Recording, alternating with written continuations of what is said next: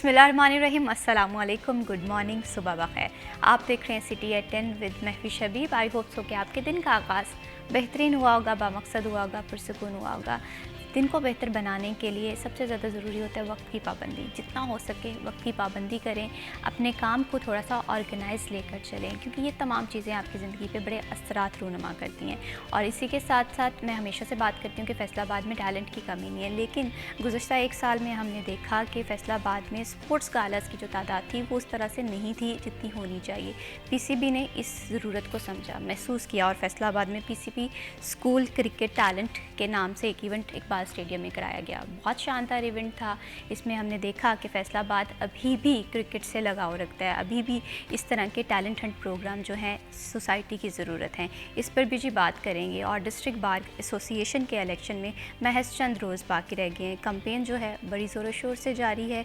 इंतखाबात में कौन जो है मैदान मारता है, विजन्स क्या हैं कैंडिडेट्स की, इस पर भी जी बात करेंगे। और आज इस्लाम की तारीख़ का सबसे रोशन दिन, हज़रत अली करमुल्लाह वजह का यौम विलादत का दिन।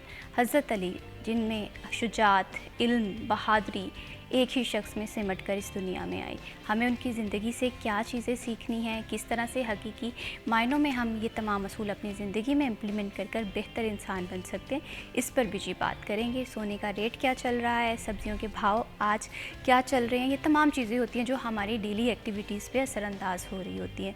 और आपकी सालगिरह वाला सेगमेंट हमारे लिए बड़ा इंपॉर्टेंट रहा है, तो आपकी सालगिरह वाला सेगमेंट भी शामिल करेंगे। मौसम का हाल अहवाल जानना बहुत ज़्यादा ज़रूरी होता है ताकि हम अपना पूरा दिन उसी के अकॉर्डिंग प्लान कर सकें।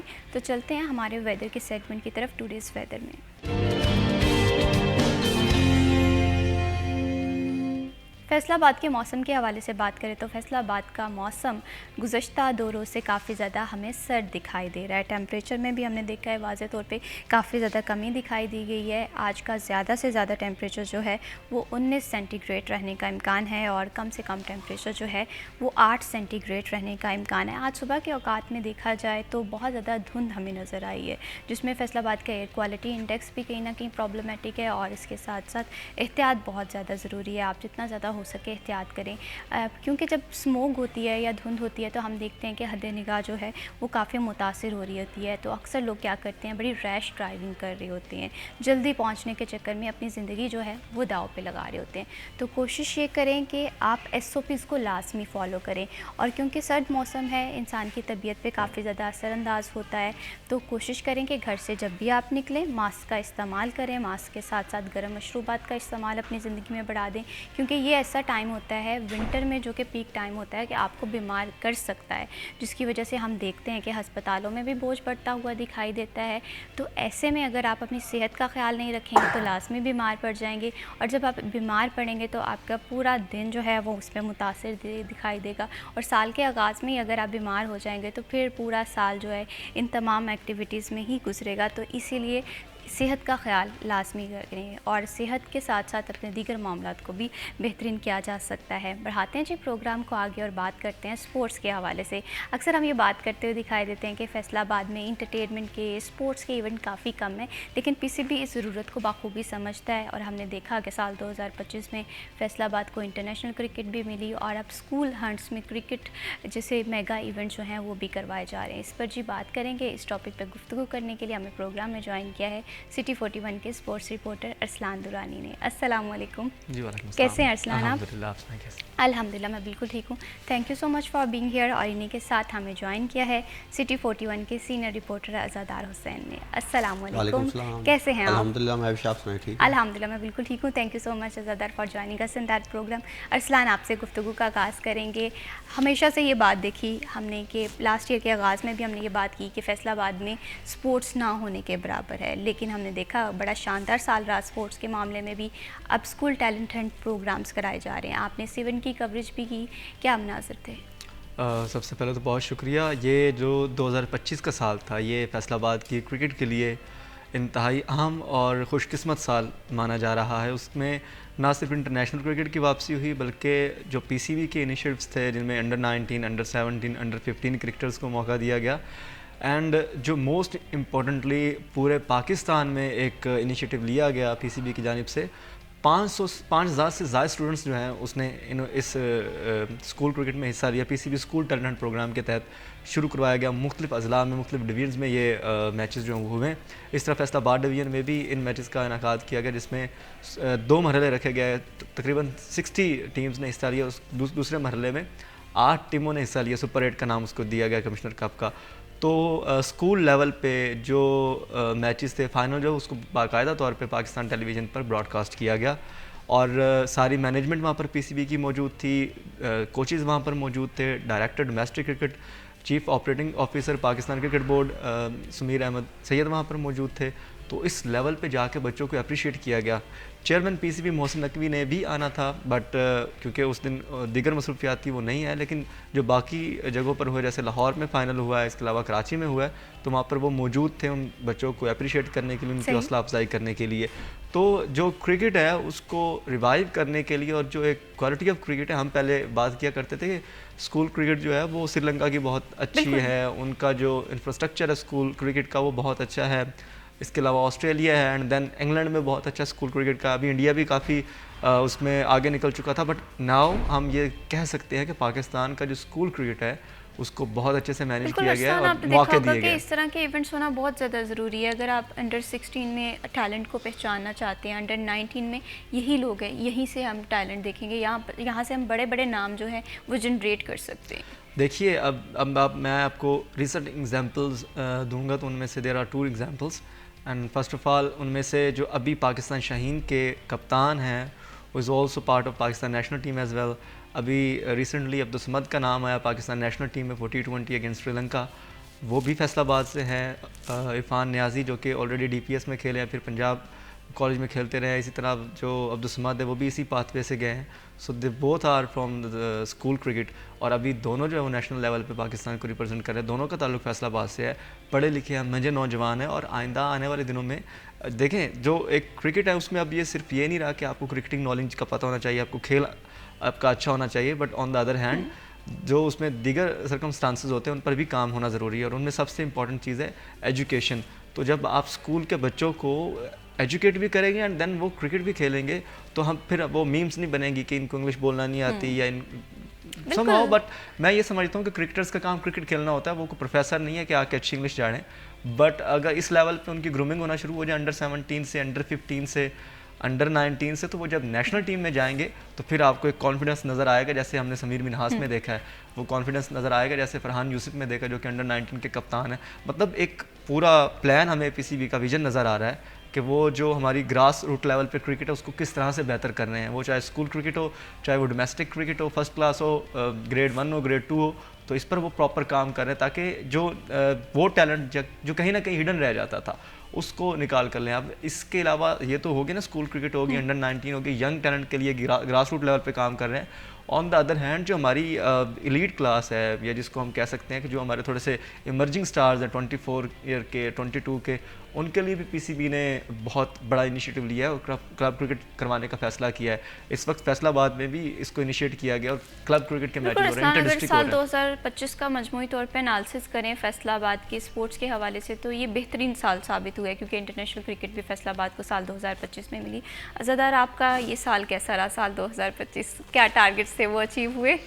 اسپورٹس کو بات کر رہی ہیں یا ہیلتھ کے حوالے سے؟ میں ویسے آپ سے ویسے ہی بات کر رہی ہوں کہ آپ کا یہ سال کیسا رہا, پھر میں آپ سے بات کروں گی کہ ڈسٹرکٹ بار ایسوسیشن کے انتخابات بھی اسی سال ہیں تو کیا ویژن رہا ہے پچھلے سال؟ سال 2025 سال سے بات کی جائے تو ہمارے لیے یا میرے لیے تو بہت اچھا الحمدللہ رہا ہے اور مزید بہتری آئی ہے کیونکہ گنجائش جو ہے بہتری کی ہمیشہ رہتی ہے اور امید کرتے ہیں کہ جو نیا سال اب 2026 شروع ہو چکا ہے تو اس میں بھی اللہ پاک مہربانیاں اور اپنا کرم کرے گا اور اس میں بھی جو ہے مزید بہتری لے کے آئیں گے.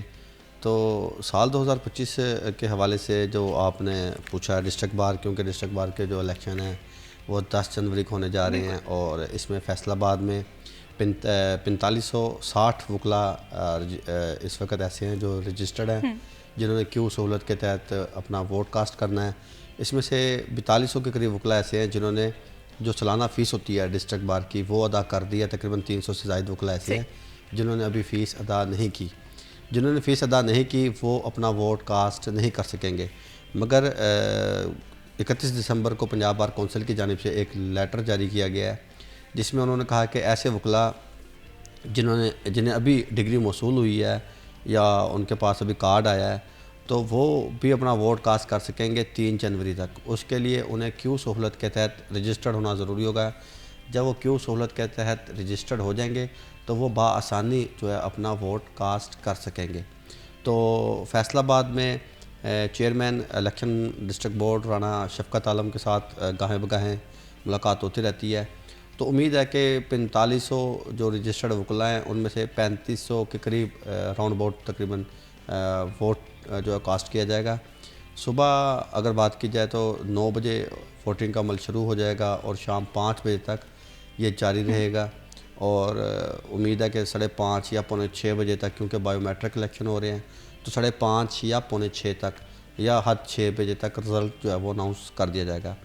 اس میں اگر مزید بات کی جائے تو 8 صدر کے امیدوار ہیں اور 4 اس میں سیکٹری کے امیدوار ہیں, 6 نائب صدر کے امیدوار ہیں, جوائنٹ سیکٹری کے ہیں, فنانس سیکٹری کے ہیں, لائبریری کی سیٹیں ہیں.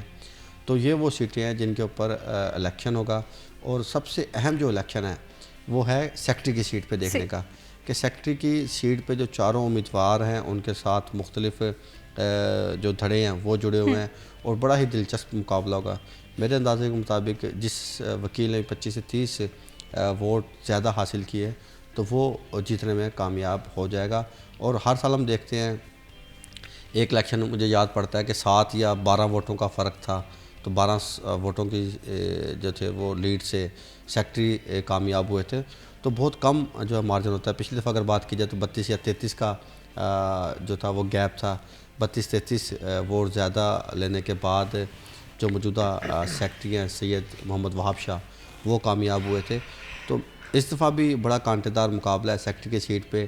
32 یا 33 یا 40 کے قریب جس وکیل نے بھی اس زیادہ سے ووٹ پہلے کیا. آپ نے دیکھا ہوگا کہ ڈسٹرکٹ بار ایسوسی ایشن کی جانب سے یا بہت سے وکلاء یہ بات کرتے ہوئے دکھائی دیے, سوشل میڈیا پہ بھی یہ خبریں گردش کرتی ہوئی دکھائی دی کہ جو برادری کی بنا پہ جو سیاست ہے وہ نہیں ہونی چاہیے, برادری کی بنا پہ ووٹ کاسٹنگ نہیں ہونی چاہیے. تو اس سال آپ نے کیا چیز دیکھی, یہ چیز کم ہوئی؟ اس دفعہ بھی جو کئی وکلاء ہیں, ظاہری بات ہم سارا دن کچہریوں میں سیشن کورٹ میں رہتے ہیں, تو وہاں جس وکیل سے بات کریں کہ آپ نے فلانے کو ووٹ کیوں نہیں دیا یا فلانے کو آپ جو سپورٹ کیوں نہیں کرے, تو وہ یہ کہتے ہیں کہ ہم تو جٹ ہیں, ہم جٹوں کو سپورٹ کریں گے. اب جو رانا برادری ہے وہ کہتی ہے ہم رانوں کو سپورٹ کریں گے. جو سادات برادری ہے وہ کہتے ہیں اگر کوئی ہمارا سادات سے منسلک کوئی کینڈیڈیٹ آئے گا تو ہم اسے سپورٹ کریں گے. وکلاء میں دیکھیں اتنا بڑا پڑھا لکھا طبقہ ہونے کے باوجود برادری جو ہے نظام ابھی تک ان کا جاری ہے. اور کہیں نہ یہ چیز ویژن کو بھی متاثر کر رہی ہوتی ہے. ہو سکتا ہے کہ ایک ایسا پرسن جو ایک ویژن کے تحت آ رہا ہے وہ آپ کی کاسٹ سے نہیں ہے, تو یہ چیز جو ہے یہ ایٹ لیسٹ ویژن میں نہیں آنی چاہیے. فردر بھی ہم بات کریں گے وکلاء کے مسائل کے حوالے سے, سپورٹس کو بھی ساتھ ساتھ دیکھیں گے.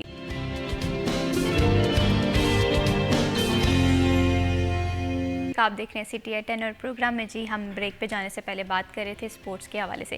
سال 2025 میں بہت ساری سوشل میڈیا پہ ہم نے خبریں گردش کرتی ہوئی دکھائی دی کہ پی ایس ایل کے میچز فیصل آباد میں ہونے جا رہے ہیں. تو اس پہ بہت سارے لوگوں کو تجسس بھی ہے کہ فیصل آباد کو یہ آیا پی ایس ایل کے میچز مل رہے ہیں یا نہیں مل رہے ہیں. تو ارسلان درانی ہمارے ساتھ ہیں. ارسلان مجھے بتائیے گا پی ایس ایل کے حوالے سے, آپ نے دیکھا ہوگا کہ سال 2025 میں سب سے امپورٹنٹ ہاٹ ٹاپک یہی رہا ہے کہ پی ایس ایل کے میچز فیصل آباد کو ملنے جا رہے ہیں یا نہیں جا رہے. فردر کیا اپڈیٹس ہیں؟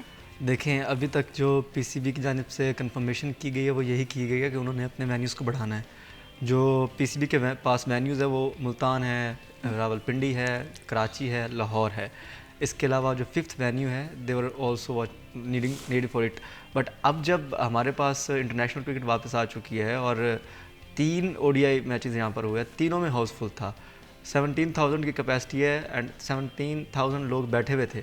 تو اس کے بعد پی سی بی کی مینجمنٹ نے, پی ایس ایل کی مینجمنٹ نے یہ فیصلہ کیا کہ at least 8 P S L کے میچز جو ہیں وہ فیصل آباد کے اقبال اسٹیڈیم میں کرائے جائے. یہاں تک کہ جو چیئرمین پی سی بی کے ہیں وہ یہ چاہتے ہیں کہ جو opening ceremony Pakistan super league کی 11ویں ایڈیشن کی وہ بھی فیصل آباد میں ہو, کیونکہ یہاں پر جتنا انہوں نے انرجی دیکھی ہے کراؤڈ میں اور جتنا لوگوں کا رسپانس دیکھا ہے تو وہ یہ چاہ رہے ہیں, اس کو پلان کر رہے ہیں. But in upcoming days یہ ہو سکتا ہے کہ فیصلہ لے لیا جائے، لیکن ابھی تک یہ زیر غور ہے. بٹ جہاں تک میچز کی بات ہے تو وہ تو میچز مل چکے ہیں، 8 کے قریب میچز ہونے ہیں، مرحلہ وار ہوں گے کیونکہ پی ایس ایل کو ریشیڈیول کیا گیا. پہلے جو ہے وہ 27 مارچ سے 3 مئی تک تھا، ابھی اس کو مزید کم کیا گیا، 23 فروری سے یا 23 مارچ سے سٹارٹ کریں گے.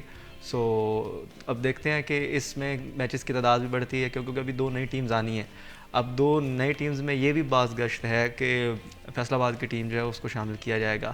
پی سی بی کی جانب سے 6 نام جو ہے وہ فائنلائز کیے گئے تھے، جن میں حیدرآباد تھی، فیصل آباد تھی، سیالکوٹ تھی، راولپنڈی کی ٹیم تھی اور اس طرح گلگت کی ٹیم تھی، مظفر آباد کی ٹیم تھی. 6 نام دیے گئے تھے. اب it's totally depend on the auction جو کہ ہونے جا رہا ہے 8 جنوری، مطلب آج سے تقریباً کوئی 6 دن بعد. تو hopefully there are news کہ جو فیصل آباد کی ٹیم وہ خریدی جائے گی، اور جو بھی خریدار ٹیم خریدے گا وہ فیصل آباد بھی اس کا نام رکھے گا. کیونکہ ایک تو یہاں کچھ دیکھا جاتا ہے، جب کوئی ٹیم خریدی جاتی ہے اس کا نام جب سجیسٹ کیا جاتا ہے تو کچھ دیکھا جاتا ہے. وہ فیصل آباد کے حوالے سے کیا نیم سجیسٹ کیے جا رہے ہیں شائقین کی جانب سے، یا کیونکہ آپ فیلڈ میں جاتے ہیں، آپ لوگوں سے بات بھی کرتے ہوں گے، تو کیا کہتے ہیں؟ Well there are many names جو کہ سرکولیٹ کر رہے ہیں within the P C B اور سوشل میڈیا پہ. تو ان میں جو زیر غور ہے وہ فیصل آباد وولفز ہے، کیونکہ ڈومیسٹک میں فیصل آباد وولفز کے نام سے ایک ٹیم ہوا کرتی تھی. ابھی جا کے نام کہیں چینج ہوئے ہیں. اس کے علاوہ فیصل آباد ٹائیگرز ہے، فیصل آباد شاہینز ہے، اس طرح کے مختلف نام سجیشن میں آ رہے ہیں. لیکن موسٹ پروبیبلی فیصل آباد وولفز جو ہے وہ اس کی پاسبلٹیز زیادہ ہے کیونکہ وہ کافی ریلیٹ کرے. باقی چاہنے والے تو فیصل آباد مارخورز بھی رکھ سکتے ہیں، اب ہم کیا کر سکتے ہیں. بٹ میں آپ کو پروسیجر بتا رہا تھا کہ ابھی آکشن جو کہ 8 جنوری کو ہے، اس سے قبل یہ ہے کچھ جو بائر ہے یا جو بڈ لگاتا ہے وہ کچھ چیزیں دیکھتا ہے، میجرمنٹس لیتا ہے. ان میں سے ایک یہ ہوتی ہے کہ اس ٹیم کو جس کو خریدنے جا رہا ہے اس کی اسپانسرشپ کتنی ہوگی، اس کی جو فین بیس ہے وہ کتنی ہے، اور وہاں سے اس کو کتنا ریونیو جنریٹ ہو سکتا ہے، جو کہ اس کے رائٹس، میڈیا رائٹس اور دیگر رائٹس جو ہے وہ سارا کچھ کر کے. ظاہر سی بات ہے ایک بزنس بھی ہے، کرکٹ تو ہے ہی ساتھ. تو اس میں جو پازیٹیو چیز وہ یہ ہے کہ فین بیس کے حوالے سے بھی فیصل آباد، بزنس کے حوالے سے بھی فیصل آباد جو ہے یہ ٹاپ آف دا لسٹ ہے. تو کوئی بھی بائر جو ہے وہ جو بھی ٹیم خریدے گا وہ اس کی پرائورٹی یہی ہوگی کہ فیصل آباد ہی اس کا نام رکھے. تو دیر آر 80% بلکہ 90% میں کہوں گا چانسز کہ فیصل آباد کی ٹیم پی ایس ایل میں دکھائی دے گی. سیکنڈ ٹیم کے حوالے سے ابھی تک جو کنفرمیشن ہے وہ اس طرح سے نہیں آئی. بیچ میں ایک شوشہ ضرور چھوڑا گیا تھا کہ گلگت کی ٹیم جو ہے وہ فائنلائز کر دی گئی، فیصل آباد کی بھی ٹیم فائنلائز کر دی گئی، لیکن بعد میں پی سی بی نے اس کی تردید کی کہ ابھی تک ایسا کچھ نہیں. اور لاجیکلی وہ ممکن بھی نہیں تھا کہ بیفور آکشن اس طرح ہو ہی نہیں سکتا کہ آپ ٹیم کو پہلے سے جسٹ نام کر دیں، کیونکہ وہ تو بائر کا ہے نا، وہ جو ٹیم خریدے گا. ابھی تک جو بڈ کے لیے جنہوں نے اپنے ڈاکومنٹس جمع کروائے تھے، مختلف لوگ تھے، بزنس سے ریلیٹڈ تھے، مختلف کمپنیز تھی، تو ان میں سے 11 کے قریب وہ جو فائنلائز ہو چکے ہیں، جو کہ بڈ میں اب حصہ لیں گے، جو کہ اسلام آباد میں ہونی 8 جنوری. تو اس میں فائنل ہو جائے گا کہ پاکستان سپر لیگ میں جو نئی 2 ٹیمیں وہ کون سی ہوتی ہے. موسٹ پروبیبلی فیصل آباد از دیر. اب بھی 6 دن رہتے ہیں، اگر ہم یہ کنفرم کر لیں کہ فیصل آباد کو کرکٹ ٹیم پی ایس ایل میں ملے گی یا نہیں ملے گی تو محض 6 روز ہمیں انتظار کرنا پڑے گا. زیادہ انتخابات کے حوالے سے ہم بات کر رہے تھے، لیکن اس کے ساتھ ساتھ اگر ہم وکلا کے مسائل کو دیکھیں تو ہم نے دیکھا کہ سال 2025 میں سیکیورٹی کے معاملات بھی رہے، پارکنگ کے ایشوز بھی رہے. آپ کو کیا کیا مسائل جو ہیں وہ وکلا میں نظر آ رہے ہیں اگر ہم ان کی دیگر مسائل کے حوالے سے بات کریں؟ دیکھیں، وکلا کے چیمبر کے مسائل سب سے پہلے ہیں، اور اس کے بعد آ جاتے ہیں پارکنگ کے مسائل. پارکنگ کے اتنے زیادہ مسائل ہیں کہ میں اکثر اوقات اپنے آپ کے پروگرام میں یہ ذکر کرتا رہتا ہوں کہ حلال احمر چوک سے لے کر زرعی یونیورسٹی چوک تک، اور آپ آر پی آفس کم از کم لگائیں، آر پی آفس تک آپ کو وکلا کی ہی گاڑیاں نظر آئیں گی. اس کے بعد آپ چلے جائیں ڈی سی روڈ جو جناب باغ کو جاتا ہے، وہاں پہ بھی آپ کو وکلا کی گاڑیاں نظر آئیں گی. اس کے ساتھ ضلع کونسل اور پروین شاکر کمپلیکس ہے، آپ وہاں پہ بھی چلے جائیں، آپ کو وہاں پہ بھی وکلا کی گاڑیاں نظر آئیں گی. اس کے بعد آپ پریس کلب روڈ پہ چلے جائیں، آپ کو دونوں اطراف میں وکلا کی گاڑیاں کھڑی نظر آئیں گی. آپ بیک سائڈ پہ سرکلر روڈ چلے جائیں جو کچہری بازار کو جاتا ہے، آپ اس روڈ پہ چلے جائیں، وہاں پہ بھی آپ کو وکلا کی گاڑیاں نظر آئیں گی. اور اس کے بعد جو ڈسٹرکٹ اینڈ سیشن جج کا وی آئی پی گیٹ ہے اور جو ضلع کونسل کے درمیان والی سڑک ہے، وہاں پہ بھی آپ کو وکلا کی گاڑیاں نظر آئیں گی. تو بات کرنے کا مقصد یہ ہے کہ پارکنگ کے اتنے زیادہ مسائل ہیں کہ احاطہ کچہری میں بھی جگہ فل ہے اور باہر سڑک پہ بھی جگہ فل ہے. اور جگہ فل ہونے کے سبب جو شہری ہیں یا ایسے افراد جن کا وہاں سے گزر ہوتا ہے روزانہ کی بنیاد پہ، تو انہیں جو ہے مشکلات کا سامنا کرنا پڑتا ہے. اور سونے پہ سہاگا یہ ہوتا ہے کہ ساتھ ہی ضلع کونسل چوک میں ہم دیکھتے ہیں آئے روز احتجاج ہوتے ہیں.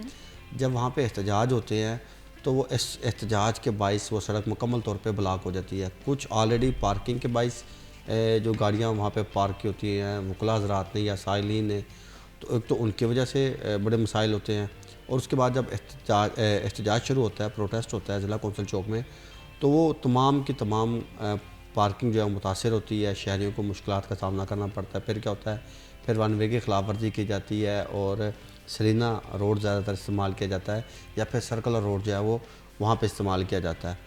تو بات کرنے کا مقصد یہ ہے کہ یہ پارکنگ دیکھنے میں تو ایک لفظ صرف اور صرف پارکنگ ہے, بالکل, مگر اس کے جو مسائل ہیں یہ دور تک اس کے اثرات جو ہیں وہ نظر آتے ہیں. لیکن ایسا تھا یہ مسئلہ حل کب ہوگا؟ ہم نے اگر فیصل آباد کے مجموعی طور پہ پارکنگ کے مسئلے کو دیکھیں, ہم نے دیکھا ہے کہ 10 سال سے فیصل آباد کو کوئی بھی ریسنٹ پلازا پارکنگ کا نہیں ملا. سیم ہم دیکھتے ہیں کہ یہ ڈسٹرکٹ بار ایسوسیشن کے مسائل میں بھی ایک اہم مسئلہ ہے. تو یہ پارکنگ کا مسئلہ اگر اتنا سنجیدہ ہے تو اسے اتنا سیریس کیوں نہیں لیا جا رہا؟ دیکھیں, آپ صرف اور صرف وکلا کو نہ لیں. میرے خیال میں کچہری جیسے ہی ختم ہوتی ہے یا کچہری کی جیسے ہی حدود ختم ہوتی ہے تو 8 بازاروں کی حدود شروع ہو جاتی ہے. جیسے ہی 8 بازاروں کا نام لیا جاتا ہے تو وہاں پہ جتنے بھی تاجر ہیں, ایسے تاجر جو کہ اپنی گاڑیوں پہ آتے ہیں, تو انہیں بھی گاڑیاں پار کرنے کے حوالے سے مسائل کا سامنا کرنا پڑتا ہے. پچھلے جمعے آپ کو یاد ہوگا کہ صدر بیٹھے تھے wholesale chemist and drug association, Rana Farooq Azam نارو. انہوں نے بھی یہ کہا کہ گاڑی پارک کرنے کے لیے جگہ نہیں ملتی. پھر کیا ہوتا ہے, ڈرائیور انہیں چنیوڑ بازار کے باہر اتارتا ہے اور واپس گاڑی گھر لے جاتا ہے. پھر جب رات کو وہ بند کرتے ہیں اپنی شاپ تو دوبارہ ڈرائیور کو بلاتے ہیں. ایک تو وقت کا ضیاع ہوتا ہے اور اس طرح فیول کا بھی ضیاع ہوتا ہے. کیوں؟ وہاں کہتے ہیں کہ گاڑی پارک کرنے کے لیے جگہ رہی نہیں. ایک جو پلازا بنا رہے ہیں جسے پارکنگ پلازا کہا جاتا ہے, یہ کوئی آج کا منصوبہ نہیں. یہ تو ہم تقریباً کوئی ہماری صحافت شروع ہونے سے پہلے کا ہم دیکھ رہے ہیں جی یہاں پہ پارکنگ پلازا بنے گا, 2010 سے پہلے کا بھی. وہ ابھی تک پارکنگ پلازا کبھی سنتے ہیں جی آج اس کا افتتاح ہو رہا ہے, کبھی کہتے ہیں جی آج اس کا PC1 منظور ہو گیا ہے, پھر سنتے ہیں جی کل اس کے بجٹ آ رہا ہے. جی ابھی تک نہ بجٹ آ سکا اس کا, نہ ہی وہ پارکنگ پلازا کسی طریقے سے اسے فعال بنایا جا سکا. جو اس کا گراؤنڈ فلور ہے وہاں پہ صفائی ستھرائی کر کے وہاں پہ گاڑیاں وغیرہ لگا دی گئی ہیں اور وہ مکمل فل ہو چکا ہے. تو جب تک وہ پلازا وہاں پہ نہیں بنے گا, وکلا کی گاڑیاں وہاں پہ پارک نہیں ہوں گی, 8 بازاروں کے جو تاجر ہیں ان کی گاڑیاں وہاں پہ پارک نہیں ہوگی, تو یہ جو پارکنگ کا مسئلہ ہے یہ ختم نہیں ہو سکتا. ڈسٹرکٹ بار لاکھ کوششیں کر لے, کیونکہ فیصل آباد اگر میں جہاں تک میری نظر جاتی ہے تو احاطہ کچہری میں کوئی بھی جگہ ایسی نہیں ہے جہاں پہ آپ پلازا بنا سکیں. یہ باتیں ہی ہیں کرنے کی. پلازے کے لیے ایک آپ کو اچھی خاصی جگہ چاہیے ہوتی ہے پارکنگ کے حوالے سے جہاں آپ پارکنگ پلازا بنا سکیں. تو احاطہ کچہری میں اس قسم کی کوئی بھی جگہ نہیں ہے. جتنے بھی کینڈیڈیٹ آتے ہیں وہ سب لالی پاپ ہی دیتے ہیں. اگر ایسا کوئی مسئلہ حل ہونے والا ہوتا تو یہ میں اگر یہ مثال دوں کہ جیسے کہا جاتا ہے کشمیر کے ذاتی تک ادھار بند ہے, مختلف دکانوں تک لکھا ہوتا ہے نا, تو اسی طرح یہ بھی کہیں کہ جب تک جس طرح فیصل آباد میں ہائی کورٹ بینچ کا قیام عمل میں نہیں نہ آتا, اسی طرح فیصل آباد میں پارکنگ کا مسئلہ بھی جو ہے وہ حل ہونے میں والا زیادہ نہیں ابھی ہے. آپ سے یہی پوچھنے والی تھی اس سوال کے بعد کہ کیا ہمیں سال 2026 میں ہائی کورٹ بینچ مل جائے گا, لیکن آپ نے مجھے اس کا جواب پہلے ہی دے دیا کہ یہ صرف اور صرف ایک امید ہی کی جا سکتی ہے. ایک امید ہی کی جا سکتی ہے. دیکھیں, جب مجھے اچھی طرح یاد پڑتا ہے کہ 2010 میں غالباً 2010 یا 11 غالباً 2010 ہی تھا جب یہ سٹرائک عروج پہ تھی ہائی کورٹ بینچ کے حوالے سے, تو ضلع کونسل چوک میں وکلا روزانہ کی بنیاد پہ وہاں پہ سٹیج لگاتے تھے, وہاں پہ دھرنا دیتے تھے, عدالتوں کا بائیکاٹ کیا جاتا تھا. تو تمام تاجر تنظیمیں جتنی بھی چیمبر آف کامرس ہے یا ہمارے دیگر صنعتی اداروں کے مالکان ہیں یا جتنے بھی شہر کی اہم شخصیات ہیں, ان کے ساتھ روزانہ کی بنیاد پہ وہاں پہ تقریر کی جاتی تھی, ہائی کورٹ بینچ کے حوالے سے کوششیں کی جاتی تھی. تو ہم نے وہ دور بھی دیکھا, مگر ابھی تک فیصل آباد میں ہائی کورٹ بینچ نہیں بن سکا. گزشتہ سالوں ہم نے یہ نوید سنی تھی کہ ہائی کورٹ بینچ کی ایک رجسٹری برانچ یہاں پہ بنا دی جائے تاکہ ایسے وکلا جو صرف اور صرف ایک پٹیشن دائر کرنے کے لیے, ایک اپیل دائر کرنے کے لیے وہ لاہور کا سفر کرتے ہیں تو انہیں لاہور جانا نہ پڑے. وہ فیصل آباد میں ہی واقعہ لاہور ہائی کورٹ کی جو رجسٹری برانچ ہوگی یہاں سے اپنا وہ اپیل یا پھر جو پٹیشن ہے وہ دائر کریں گے, اور اس کے بعد اگر وہ کیس کی سماعت ہوتی ہے تو انہیں لاہور کا سفر کرنا پڑے تو وہ لاہور کا سفر کر سکتے ہیں. اب جتنے بھی کینڈیڈیٹ ہم نے دیکھے ہیں, صدر یا سیکٹری کے کینڈیڈیٹ آتے ہیں تو وہ کہتا ہے کہ ہمارے پاس ہائی کورٹ بینچ کے لیے جگہ بہترین ہے. ہم پوچھتے ہیں کہ کون سی ہے تو وہ کہتے ہیں کہ کچہری یا سیشن کورٹ کے ساتھ ہی ضلع کونسل کی ایک عمارت ہے. بالکل ایسا تھا, لیکن یہ ہائی کورٹ بینچ کے پیچھے نہ بننے کی وجوہات کیا ہیں؟ आप देख रहे हैं CT@10 बढ़ाते हैं जी प्रोग्राम को आगे और बात करते हैं सेहत के हवाले से। सेहत बहुत ज़्यादा ज़रूरी है और किसी भी शहर के लोगों के लिए वहाँ पर मौजूद तिब्बी सहूलियात का फुकदान जो है ये प्रॉब्लमेटिक होता है। साल 2025 सेहत के हवाले से कैसा रहा, सेहत की सहूलियात के हवाले से कैसा रहा, पंजाब हुकूमत ने फैसलाबाद को कौन कौन से मेजर प्रोजेक्ट्स दिए हेल्थ की फील्ड में, इस पर जी बात करेंगे। ज़्यादातर मैं सबसे पहले आपसे ये जानना चाहती हूँ कि ओवरऑल हमने मजमूई तौर पे देखा कि 2025 बड़ा अच्छा रहा, बड़े अच्छे मनसूबाजात भी लाए गए, लेकिन अगर हेल्थ के हवाले से स्पेसिफिकली बात करें फैसलाबाद के हवाले से, तो फैसलाबाद के लिए कैसा साबित हुआ? देखिए, फैसलाबाद में साल 2025 में मोंकी पॉक्स की जो थी वो वबा हमें देखने को मिली, और मोंकी पॉक्स के साल 2025 में 2 ख़वातीन में वायरस की तस्दीक भी हुई, और अब भी मोंकी पॉक्स के केसेस जो है वो मुसलसल रिपोर्ट हो रहे हैं। रोज़ाना की बुनियाद पे कोई ना कोई पेशेंट जो है वो मोंकी पॉक्स का सामने आ रहा है। अभी भी अगर मोंकी पॉक्स के वाले से बात की जाए तो आज कल एक ख़ातून मुश्तबा मरीज़ अलाइड 1 पहुंची है। इससे कबल साल 2025 में 2 ख़वातीन में ये मोंकी पॉक्स की बीमारी उसकी रिपोर्ट मुस्बत आई थी।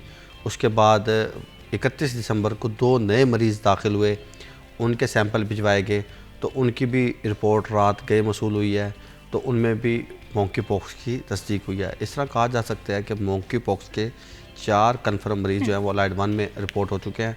इसमें क्योंकि हम जब भी कोई रिपोर्टिंग करते हैं वो हम साल की शुरुआत से करते हैं, साल के हिसाब से करते हैं।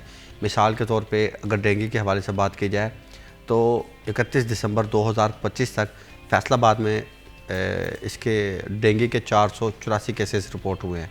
एक मिसाल दे रहा हूँ। अब जब साल 2025-26 शुरू हो चुका है तो अब जब भी कोई डेंगू का मरीज़ आएगा तो हम उसे कहेंगे साल 2026 का पहला मरीज़, दूसरा मरीज़, फिर वो तरतीब शुरू हो जाती है। जैसे मैंने पहले बताया कि साल 2025 31 दिसंबर तक 484 केसेस डेंगू के रिपोर्ट हुए हैं। इसी तरह अब मोंकी पॉक्स के हवाले से बात की जाए तो 2 केसेस जो थे वो दिसंबर के आखिरी हफ्ते में रिपोर्ट हुए, और उसके बाद जनवरी के 1 तारीख को मज़ीद 2 मोंकी पॉक्स के केस रिपोर्ट हुए, जिसमें एक मर्द और एक खातून शामिल है। इस तरह 3 ख़वातीन में मोंकी पॉक्स पॉजिटिव आ चुका है और एक मर्द में मोंकी पॉक्स की तस्दीक हुई है। माहिरीन से बात हुई होगी, डॉक्टर्स के साथ भी गुफ्तगू होगी, ये मोंकी वायरस आखिर है क्या? अच्छा, जितने भी ये देखें, जैसे कि लफ्ज़ से ही ज़ाहिर हो जाता है मोंकी पॉक्स बंदर से फैलने वाली बीमारी। ऐसे अफराद जो आपने देखे होंगे, ये मैं तमाम डॉक्टरों के बता रहा हूँ कि डॉक्टर क्या कहते हैं। आपने देखा होगा जो तमाशा दिखाने वाले लोग होते हैं और वो बंदर के साथ उनके साथ उठते हैं, बैठते हैं, तो इससे वो कहते हैं बीमारी ये फैलती है। बेसिकली ये पाकिस्तान की बीमारी नहीं, कहा जाता है कि साउथ अफ्रीका में ये मोंकी पॉक्स जो है वो ये आम एक बीमारी पाई जाती है, और ये बीमारी वहाँ से सफ़र करके जो है वो पाकिस्तान पहुँची है। और ऐसे अफराद जो कि इस बीमारी में मुब्तला होते हैं, और ये क्योंकि एक से दूसरे इंसान में फैलने वाली बीमारी है, तो ऐसे में ऐसे अफराद जो कि बैरून मुल्क थे और वो बुखार या ऐसी अलामात में पाकिस्तान पहुँचे, अपने घर आए और अपने घर के ज़रिए उन्हें ये बीमारी जो थी वो दूसरे अफराद में मुंतकिल हुई, उनके अहल खाना या मोहल्ले में या ऐसे अफराद जहाँ पे वो जॉब करते हैं, तो वो इससे मुतासिर हुए। अब जैसे मैंने पहले बताया कि देखने की बात यह है कि इसमें ज़्यादातर जो है वो ख़वातीन मुतासिर हो रही हैं। लम्हा फ़िक्रिया यह है कि ख़वातीन में ये बीमारी किस तरह मुंतकिल हो रही है कि अब तक अलाइड 1 में 3 ख़वातीन में इस बीमारी की तस्दीक हो चुकी है, एक मर्द में इस बीमारी की तस्दीक हो चुकी है। अब एक और जो नया मरीज़ आया वो भी खातून ही है। इससे कबल भी एक मोंकी पॉक्स के शुबे में खातून आई थी, उसकी रिपोर्ट तो नेगेटिव आई थी, मगर वो भी खातून ही थी जिसके सैंपल जो थे वो NIH इस्लामाबाद भिजवाए गए। अब एक और जो खातून रात आई है, इसके भी सैंपल अब भिजवा दिए जा रहे हैं या भिजवा दिए जाएंगे। तो कहा जा सकता है कि अब तक 5 ख़वातीन जो है वो मोंकी पॉक्स से मुंसलिक बीमारी से अलाइड 1 पहुँची हैं, और एक मर्द इससे जो है वो मुतासिर हुआ है। सर, इसके पीछे डॉक्टर्स ने कुछ वजूहात बताई हैं कि अमूमन ये जो वायरस है ये ख़वातीन में क्यों ज़्यादा पाया जा रहा है? अभी तक कोई तहकीकात या कोई रिसर्च अभी तक इस किस्म की देखें, महकमा सेहत और महकमा स्पेशलाइज्ड हेल्थ केयर, ये हमेशा अपने प्रोग्राम में कहता होता हूँ कि है तो सेहत से मुंसलिक ही, मगर दोनों का किरदार अलग-अलग है। महकमा स्पेशलाइज्ड हेल्थ केयर में वो पेशेंट पहुँचे, वहाँ से उनकी हिस्ट्री लेने के बाद उसकी ट्रीटमेंट डॉक्टरों ने शुरू कर दी कि ये बीमारी कहाँ से फैली। اس کے بعد معلومات محکمہ ہیلتھ اینڈ پاپولیشن تک پہنچی، ڈپٹی ڈسٹرکٹ ہیلتھ آفیسر یا ڈسٹرکٹ ہیلتھ آفیسر یا پھر جو ٹاؤن انچارج یا پھر ڈسٹرکٹ سرویلنس رسپانس یونٹ کے جو انچارج ہیں وہ مریضہ تک پہنچے اور اس سے آ کے ہسٹری لی کہ آپ کہاں کہاں سفر کر کے آئیں، آپ نے کہاں سفر کیا، آپ کے گھر کون آیا، آپ کو یہ بیماری کب سے ہے. اس کی علامات بقول ڈاکٹر کے یا جو روزانہ کی بنیاد پہ رپورٹ شیئر ہو رہی ہیں اس میں 2 ہی چیزیں بتا رہے ہیں، ریشز کا جسم پہ بن جانا، تیز بخار. آسان لفظوں میں وہ کہتے ہیں کہ جسم میں دھبے بن جانا، دانوں کا بن جانا، دھبوں کا بن جانا تیز بخار کے ساتھ، جو چکن پاکس کی علامات ہوتی ہیں. کیونکہ فیصل آباد 2025 کے دسمبر کے آخری ہفتے میں جو 2 خواتین مریض رپورٹ ہوئی تھی تو ایک سرگودا کی اور ایک فیصل آباد کی تھی. آئی وہ چکن پاکس کے اس میں تھی. اب ڈاکٹروں نے اس کی چکن پاکس کی جب ان کی ٹریٹمنٹ کر رہے تھے تو ڈاکٹروں کو لگا کہ یہ چکن پاکس کا وائرس نہیں ہے، کیونکہ مونکی پاکس اور چکن پاکس جو ہے وہ ملتے جلتے اس کی علامات ہوتی ہیں. اس کے بعد ڈاکٹروں نے شبہ ظاہر کیا کہ چکن پاکس تو نہیں ہے، اب مونکی پاکس کے جو ہے سیمپل لیے جائے. جب اس کے مونکی پاکس کے سیمپل لیے گئے تو وہ جو تھے وہ پازیٹیو آئے. کیونکہ ہم نے دیکھا ہے کہ لاہور میں بھی میں گزشتہ دنوں جب 2 نئے مریض آئے تو مجھے بتایا گیا ہیڈ آفس سے کہ 10 مریض جو ہیں وہ لاہور میں پازیٹیو ہو چکے ہیں. اب میں بھی یہ دیکھیں نا 10 لاہور میں ہیں، 2 فیصل آباد میں ہیں، تو اس سے کہا جا سکتا ہے کہ یہ بیماری جو ہے وہ پاکستان یا پنجاب میں داخل ہو چکی ہے اور اب یہ پھیلتی جا رہی ہے. اچھا تو ریکوری کے حوالے سے کیا ٹائم فریم ہے؟ آیا یہ بیماری زیادہ خطرناک تو نہیں ہے؟ عموماً لوگ یہ سوال کرتے ہوئے دکھائی دیتے ہیں. اچھا، یہ جو پیشنٹ آیا ہے جو کہ سرگودے کا رہائشی ہے اور ایک فیصل آباد کا رہائشی ہے خاتون، جو کہ پہلے رپورٹ ہوئے تھے، اس میں ایک خاتون جو ہے وہ ڈسچارج ہو چکی ہے اور ایک خاتون ابھی بھی زیر علاج ہے. تو اسے ٹریٹمنٹ علاج معالجے کی جو سہولیات ہے وہ فراہم کر رہے ہیں. تقریباً جہاں تک مجھے یاد پڑتا ہے 18 دسمبر ڈیٹ تھی جب وہ پیشنٹ کے سیمپل لیے گئے اور چکن پاکس کے والے سے اسے مونکی پاکس کے والے سے اسے علاج معالجے کی سہولیات فراہم کرنی شروع کی گئی. تو اس خاتون کو یہاں پہ داخل ہوئے 2 ہفتے سے زائد گزر چکے ہیں اور اس خاتون کی جو ہے ٹریٹمنٹ ابھی تک جاری ہے. ریکوری کی طرف ہے، کیونکہ ڈاکٹروں سے بات ہوئی ہے اور محکمہ ہیلتھ اینڈ پاپولیشن کے افسران سے بات ہوئی ہے تو ان کا یہ کہنا ہے کہ جتنے بھی کیسز رپورٹ ہو رہے ہیں تو تمام کی حالت جو ہے وہ خطرے سے باہر ہے. تمام امیونٹی سسٹم جو تھا وہ کافی بہتر تھا کہ انہوں نے برداشت کیا اس بیماری کو. اب ٹریٹمنٹ کا جو ہے عمل جاری ہے. دیکھیں اب جو 2 خواتین تھی، ایک ڈسچارج ہوگی، ایک زیر علاج ہے. اس کے بعد ایک اور خاتون آئی جو کہ مشتبہ تھی، وہ بھی ڈسچارج ہو چکی ہے. پیشنٹ آ رہے ہیں جن کی حالت بہتر ہو رہی ہے، انہیں ڈسچارج کر رہے ہیں. ریکوری اس میں کیونکہ دیکھیں اس کی حفاظتی ویکسین نہیں ہے ابھی تک. اس مرض سے بچاؤ کی اگر حفاظتی ویکسین ہوگی تو پھر اس مرض سے جو ہے وہ بچا جا سکتا ہے. اب جب کسی بھی مریض میں مونکی پاکس کی تصدیق ہوتی ہے تو اس کے بعد محکمہ ہیلتھ اینڈ پاپولیشن کی ٹیم متعلقہ گھر پہنچتی ہے، متاثرہ مریض کے گھر پہنچتی ہے اور وہاں پہ تمام اہل خانہ کا جائزہ لیا جاتا ہے کہ ان میں کسی کو تیز بخار تو نہیں ہے، ان کے کسی بھی جسم پہ دانے بنے ہوئے تو نہیں ہیں.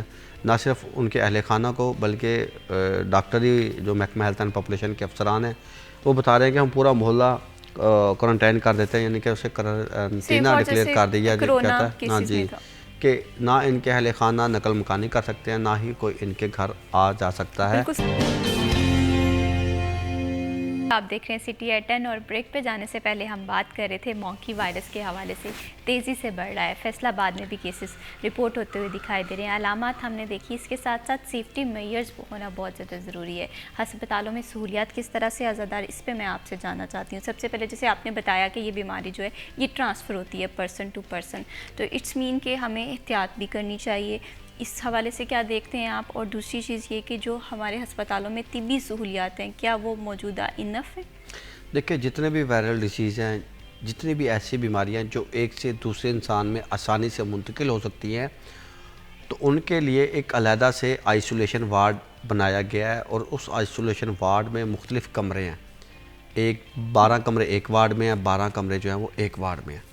ایک روم میں ایک مریض کو لٹایا جاتا ہے اور وہاں کا اگر میں تھوڑا سا نقشہ بیان کر دوں تو ایک کمرے میں 2 بیڈ لگے ہوئے ہیں اور 7 اٹیچ باتھ ہے. تو جیسے میں نے بتایا کہ ابھی تک 4 پازیٹیو مریض آئے ہیں اور 1 نیگیٹو آیا ہے اور 1 کا سیمپل ابھی بھجوایا گیا ہے. اس طرح کے جو مریض ہوتے ہیں یا ڈینگی کے جو مریض ہوتے ہیں تو انہیں جو ہے وہ ان کمروں میں یا چکن پاکس کے جو مریض ہوتے ہیں انہیں اسی طرح آئسولیشن وارڈ میں منتقل کیا جاتا ہے، آئسولیشن کمروں میں منتقل کیا جاتا ہے تاکہ دیگر افراد جو ہیں وہ اس بیماری سے محفوظ رہیں۔ ابھی میں مزید اس سے آسان کروں تو جو دسمبر کے آخری ہفتے میں 2 خواتین میں مونکی پوکس کی تصدیق ہوئی۔ اب دیکھیں جب وہ آئیں خواتین تیز بخار اور جسم پہ دھبے بنے ہوئے تھے، پہلے وہ میڈیکل ایمرجنسی میں پہنچی ہیں۔ میڈیکل ایمرجنسی میں انہوں نے ڈاکٹروں نے اس کی ٹریٹمنٹ کی ہوگی، اسٹاف نرس نے اس کا بلڈ پریشر چیک کیا ہوگا، اس کی شوگر چیک کی ہوگی، یا دیگر اس کی جو علاج معالجے سے متعلق انجیکشن وغیرہ یا ڈرپ لگانے کے حوالے سے اپنی ڈیوٹی کے فرائض سر انجام دیے ہوں گے۔ ڈاکٹروں نے چیک کیا ہوگا، پیرامیڈک اسٹاف کا جو وارڈ سرونٹ ہے وہ اسے ویل چیئر پہ لے کر گیا ہوگا یا اسے اسٹریچر پہ لے کے گیا ہوگا، الٹرا ساؤنڈ کرانے کے لیے لے کے گیا ہوگا، ایکس رے کرانے کے لیے لے کے گیا ہوگا، سی ٹی اسکین اس کا کروایا ہوگا یا ایم آر آئی کروایا ہوگا۔ اب اس خاتون نے جہاں جہاں اس چیز کو ٹچ کیا، اپنے جسم کو ٹچ کیا، تو یہ جو تھی وہ وائرل ہونے والی بیماری ہے، تو ظاہری بات ہے وہ وہاں پہ اپنے جراثیم کے اثرات جو ہے وہ چھوڑ گئی ہے۔ اب جب وہاں پہ آئسولیشن وارڈ تک پہنچی ہے چکن پاکس کی بیماری میں، اس کی ٹریٹمنٹ وغیرہ کی گئی، اور جب دیکھا گیا کہ چکن پاکس نہیں ہے، اسے مونکی پاکس کی علامات ہیں، جب اس کی رپورٹ مونکی پاکس کی آئی تو پھر مجھے فون ڈاکٹروں کے آنے شروع ہوئے کہ یار ان خواتین کو تو ہم نے بھی چیک کیا تھا، ان خواتین کو فلانی اسٹاف نرس نے بھی جو تھا وہ ٹچ کیا تھا، تو اب ہمارے لیے جو ہے وہ کسی قسم کے سیفٹی اقدامات انتظامیہ کی جانب سے نہیں اٹھائے جا رہے، تو خدا را ہمارے لیے آواز اٹھائیں۔ اب دیکھیں اس کی حفاظتی ویکسین سے ہی اس کا بچاؤ ہو سکتا ہے۔ اب اس کی حفاظتی ویکسین ابھی تک کہتے ہیں ایجاد نہیں ہوئی یا پاکستان میں نہیں آئی۔ اب اس سے پہلے اگر ہم چلے جائیں انفلوزا، سوائن فلو یا موسمی فلو کہا جاتا ہے بیماری کو، جو کہ دسمبر میں کیسز وغیرہ بڑھ جاتے ہیں۔ اچھا، اس کی حفاظتی ویکسین میڈیکل شعبے سے وابستہ جتنے بھی افراد ہوتے ہیں انہیں لگتی تھی ستمبر میں یہ ویکسین لگ جاتی تھی۔ اس دفعہ اور 2-3 سالوں سے ڈاکٹر مسلسل آواز اٹھا رہے ہیں کہ ہمیں فلو کی حفاظتی ویکسین نہیں لگ رہی، اور کیونکہ یہ بیماری جو فلو کی ہے یہ آسانی سے انسانوں کو ڈیمیج کرتی ہے، اور کیونکہ ہم میڈیکل سے منسلک ہیں تو ہمارے پاس مریض اس بیماری میں مبتلا آتے ہیں، اگر ہمیں حفاظتی ویکسین لگے گی تو ہم اس بیماری سے محفوظ رہیں گے۔ مگر ہم دیکھ رہے ہیں کہ گزشتہ 2-3 سال سے پاکستان میڈیکل ایسوسیشن ہے یا ینگ ڈاکٹر ایسوسیشن ہے، ان کی جانب سے یہی بار بار آواز اٹھائی جاتی ہے کہ خدا را ہمیں ویکسین لگائی جائے تاکہ ہم اس بیماری سے محفوظ رہیں۔ کس سے؟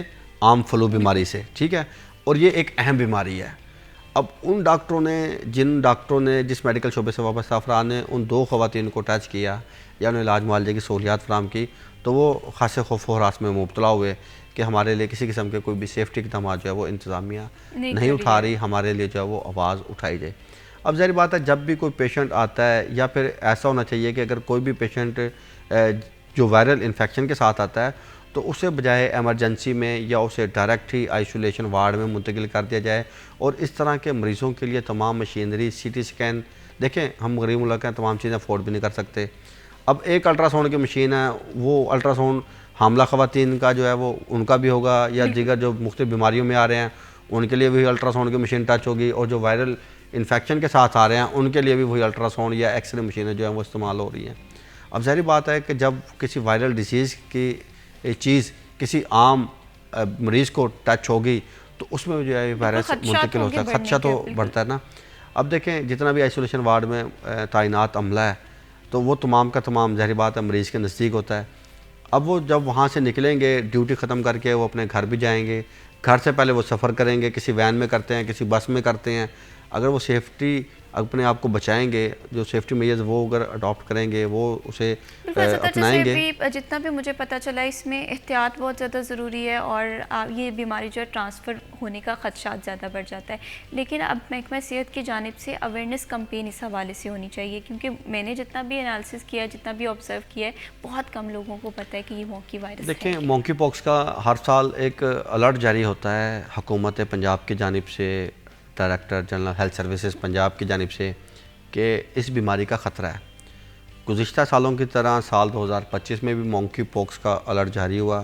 میں نے اس سے متعلق الرٹ کی 2 سے 3 دفعہ خبریں بھی دیں، اور خالی الرٹ جاری کر دینا ہی حکومت کی ذمہ داری نہیں ہے، اس کے لیے اقدامات اٹھانے بھی ضروری ہیں۔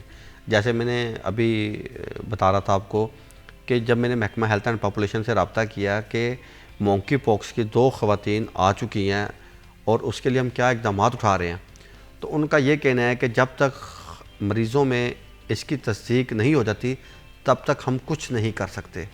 جب ان میں تصدیق ہوگی تو اس کے بعد ہم اپنی ایکٹیویٹی یا جو بھی سرویلنس کرنی ہے وہ ہم اس سے متعلق کام کریں گے. تو اب آپ دیکھیں کہ 2 خواتین جو کہ مونکی پوکس کی بیماری میں مبتلا ہو کر آئیں اور ان کے لیے سیفٹی اقدامات جو کہ ہم نے محلے میں جا کے یا ان کے دیگر اہل خانہ کے لیے ہم نے جا کے اٹھانے تھے یا اپنانے تھے، اس کے اوپر ہم کام نہیں کر سکے. 1 دن ڈیلے ہوا، 2 دن ڈیلے ہوا، 3 دن ڈیلے ہوا. اگر ہمیں 3 دن کے بعد رپورٹ ملی ہے تو کہا جا سکتا ہے کہ ان کے اہل خانہ جو ہیں وہ بھی اس بیماری میں مبتلا ہوں اور وہ دیگر افراد کو آرام سے گھل مل رہے ہیں، چانسز وغیرہ بڑھ جاتے ہیں. تو اب محکمہ ہیلتھ اینڈ پاپولیشن کا ذمہ داری تو یہی بنتی ہے کہ جیسے ہی انہیں پتہ چلے کہ یہ مونکی پوکس کا مشتبہ مریض آ چکا ہے اور یہ الائڈ 1 میں داخل ہو چکا ہے تو فوری طور پہ ہی میں سمجھتا ہوں اقدامات اٹھانے چاہیے، اس علاقے میں جانا چاہیے. ظاہری بات ہے اس کی حفاظتی ویکسین تو ہے نہیں، اتنے زیادہ سیمپل لینے کے لیے کٹس ہمارے پاس موجود نہیں ہے کہ ہم تمام کے سیمپل لے سکیں اور بھجوائیں. اور سیمپل بھی ان کے لیے جائیں گے جن میں یہ علامات ہوں گی. تیز بخار، جسم پہ دانوں کا بن جانا، دھبوں کا بن جانا مونکی پوکس کے علامات ہیں بقول ڈاکٹروں کے. تو اگر ایسے افراد اس محلے میں موجود ہیں یا اس گھر میں موجود ہیں تو انہیں پھر جو ہے وہ منتقل کیا جائے گا دیگر افراد کو، اہل خانوں کو بچانے کے لیے انہیں الائڈ 1 آئسولیشن وارڈ منتقل کیا جائے گا تاکہ یہ بیماری جو ہے وہ کسی دیگر افراد میں منتقل نہ ہو سکے اور اسے بہتر علاج کی سہولیات میسر ہو سکیں. اب دیکھیں جیسے بھی ہم بات کریں کہ اس میں ٹیسٹنگ ہوتی ہے، اسلام آباد میں سیمپلز جو بھیجے جاتے ہیں، تو یہاں پر کویشچن یہ بنتا ہے کہ کیا ہمارے پاس اس بیماری کو ٹیکل کرنے کے لیے اتنی وسائل موجود ہیں؟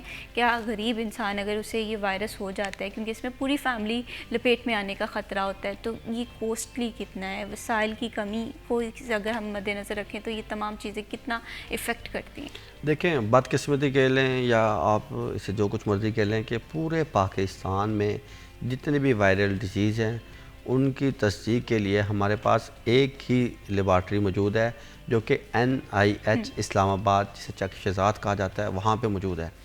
اب نہ صرف پنجاب سے، صوبہ خیبر پختونخوا سے، سندھ سے، بلوچستان سے، جتنے بھی وہاں پہ اس قسم کے وائرل ڈیزیز آ رہے ہیں تو ان کے جو ہے سیمپل وہاں سے لے کر NIH اسلام آباد ہی بھجوانے پڑیں گے. ظاہری بات ہے وہاں سے پورے پاکستان سے سیمپل آ رہے ہیں تو ان کے پاس بھی رش جو ہے وہ بہت زیادہ بڑا ہوتا ہے. یہ تمام چیزیں جو ہے نا ہیلتھ پہ کمپرومائز نہیں ہونا چاہیے، ویکسینیشن ہونی چاہیے اور ساتھ ہی ساتھ عوام کو احتیاط کے لیے اویئرنیس دینا بہت زیادہ ضروری ہے. بہت شکریہ Azada Hussain for being here, thank you so much. آپ دیکھ رہے ہیں سٹی ایٹ 10. بڑھاتے ہیں جی پروگرام کو آگے اور بات کرتے ہیں آپ کی سالگرہ کے دن کے حوالے سے. آپ کی برتھ ڈیز، آپ کی سیلیبریشن ہمارے لیے بڑی امپورٹنٹ ہوتی ہیں. یہ بات ہوتی ہے کہ ہم آپ کی برتھ ڈے والا سیگمنٹ پروگرام میں شامل کرتے ہیں. تو اگر آپ چاہتے ہیں آپ کی برتھ ڈے، آپ کے ایونٹس کو اور آپ کی سیلیبریشنس کو ہم شامل کریں سٹی ایٹ 10 میں، تو اس کے لیے برتھ ڈے کے حوالے سے پکچرس یا ویڈیوز آپ ہمیں واٹس ایپ کریں. آج کی سالگرہ لسٹ دیکھ لیتے ہیں جی. آج میاں کاشف فرید جو ہیں وہ سالگرہ منا رہے ہیں. Wishing ya very very happy birthday. اللہ تعالیٰ آپ کو لمبی زندگی دے، صحت والی زندگی دے اور آپ کی زندگی میں ہر دن اسی طرح سے خوشیوں سے بھرا ہوا ہو. اسلام کی تاریخ کا وہ روشن دن جس دن حضرت علی کرم اللہ وجہ اس دنیا میں آئے. شجاعت، بہادری، علم، تمام تر پہلو ایک ہی شخصیت میں سمٹ کر اس دنیا میں آئے، جن کی پیدائش خانہ کعبہ میں ہوئی، جن سے ہم علم بھی سیکھ سکتے ہیں، شجاعت بھی سیکھ سکتے ہیں، بہادری بھی سیکھ سکتے ہیں، عدل بھی سیکھ سکتے ہیں. آج کی سوسائٹی میں یہ تمام چیزیں کیوں مسنگ ہے؟ کس طرح سے ہم اپنی زندگی میں شامل کر سکتے ہیں؟ اس پر جی گفتگو کریں گے. اس ٹاپک پہ بات کرنے کے لیے ہمیں پروگرام میں جوائن کیا ہے علامہ سید ذاکر حسین نقوی صاحب نے. اسلامی اسکالر ہیں. آئیے خوش آمدید کہتے ہیں. السلام علیکم. وعلیکم السلام. کیسے ہیں آپ؟ الحمدللہ. آپ سنائیں ٹھیک ہیں؟ الحمدللہ میں بالکل ٹھیک ہوں. بہت شکریہ پروگرام میں وقت دینے کے لیے. اور انہی کے ساتھ ہمیں جوائن کیا ہے ڈاکٹر عبدالحفیظ صاحب نے. اسلامی اسکالر ہیں. آئیے خوش آمدید کہتے ہیں. السلام علیکم. وعلیکم السلام. کیسے ہیں ڈاکٹر صاحب آپ؟ میں بالکل ٹھیک. آپ سنائیں. آپ؟ الحمدللہ میں بالکل ٹھیک ہوں. Thank you so much for joining اس ان دس پروگرام. علامہ سید ذاکر حسین نقوی صاحب، آپ سے گفتگو کا آغاز کروں گی. حضرت علی کی پیدائش خانہ کعبہ میں ہوئی.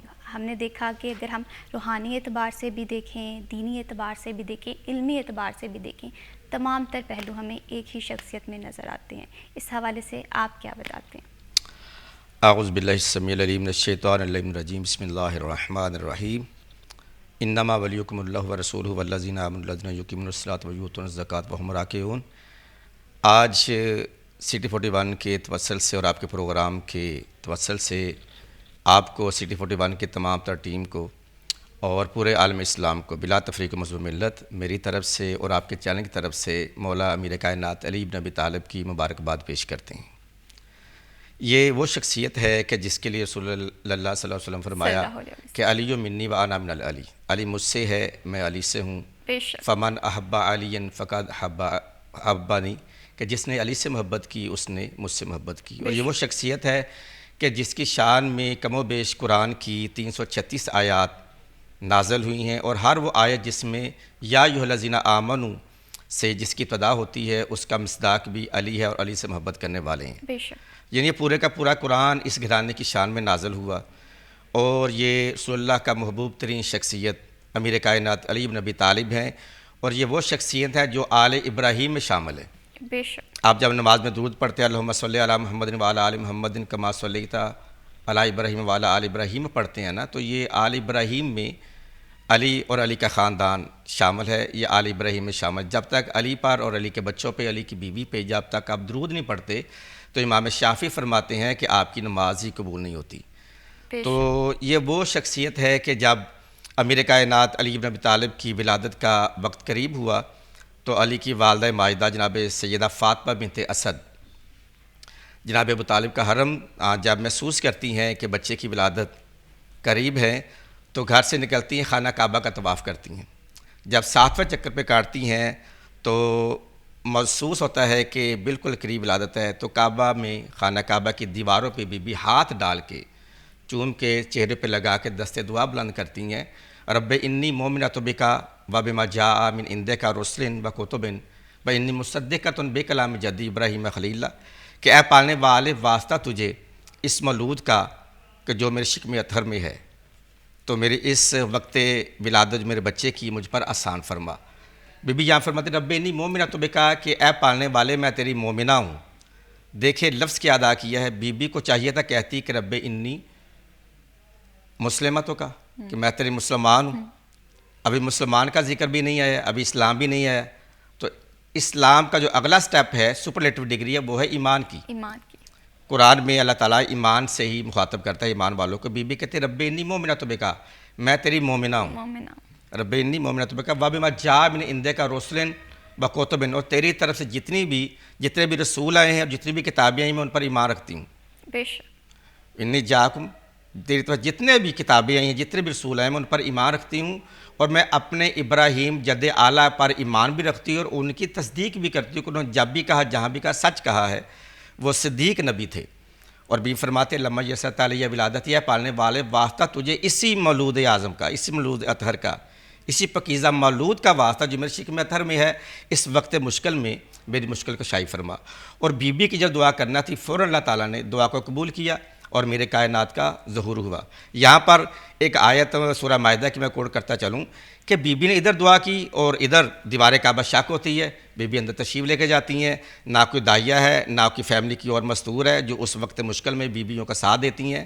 تو یہاں پہ کون ہے؟ یہاں پہ روایات میں ہے کہ بی بی جب خانہ کعبہ میں گئی تو مولا امیر کائنات کی جب ولادت کا وقت قریب ہوا تو ان میں جناب مریم آتی ہے، آسیہ بنت مزاحم آتی ہیں، بیویاں اور حوران آتی ہیں جو بی بی کو تسلی دیتی ہیں، ہاں مشکل وقت میں بی بی کی دل جوئی کرتی ہیں اور میرے کائنات کی ولادت ہوتی ہے۔ دیکھیں دیوار کعبہ پھٹی، لوگ گھبرا کے گھروں کو چلے گئے۔ اب 3 دن برابر بی بی بیت اللہ میں رہی ہے۔ ایک دن اگر کسی کی وائف ایک شب یا ایک دن گھر پہ نہ آئے تو یقیناً گھر والوں کو پریشانی ہوتی ہے، اور پھر اس کنڈیشن میں ہو کہ جب وقت ولادت ہو کسی کی تو اس حالت میں بی بی اگر گھر سے چلی جائے اور 3 دن برابر رہے، گھر سے باہر رہے تو گھر والوں کو پریشانی ہوتی ہے۔ لیکن یہ وحد ایسا گھرانہ ہے کہ بی بی 3 دن بیت اللہ میں رہتی ہے، گھر والوں کو پریشانی نہیں ہوتی، بلکہ 3 دن کے بعد رسول کی ذات خانہ کعبہ میں تشریف لاتے ہیں تو وہیں سے جاتے ہیں جہاں سے دیوار شک ہوئی تھی، جاتے ہیں امیر کائنات کو لیتے ہیں۔ تو یہاں پر ہمارے برادران کی کتابوں میں یہ روایت کوٹ کرتا چلوں کہ بی بی کہتی ہیں یا رسول اللہ جب سے یہ 3 دن نا بچے نے آنکھ نہیں کھولی، تو جیسے ہی دست دعا بی بی بلند کرتی ہیں اور بی بی مولا علی کو امیر کائنات کو ختمی مرتبت کے ہاتھوں کے سپرد کرتی ہیں تو آپ کی ذات امیر کائنات کی ذات آنکھیں کھول کے پہلی جو نظر پڑتی ہے علی بن ابی طالب کی وہ چہرہ رسالت پہ پڑتی ہے۔ اب دیکھیں یہ ایک روایت ہے، معاشرے میں بھی ہے، ہر جگہ پہ ہے کہ جب بچے کی ولادت ہوتی ہے نا تو ہم ایک گٹکی دیتے ہیں، جسے پنجاب میں گڑتی، ہم ہماری فیصل آباد کے گڑتی کہتے ہیں. تو یہاں پہ کسی گھر کے فرد کے، معاشرے کے یا اپنے خاندان کے سب سے اچھے شخص کو آگے بڑھایا جاتا ہے کہ اس کو گٹی دیں تاکہ اس کی عادات و خصائل اسی پہ جائیں.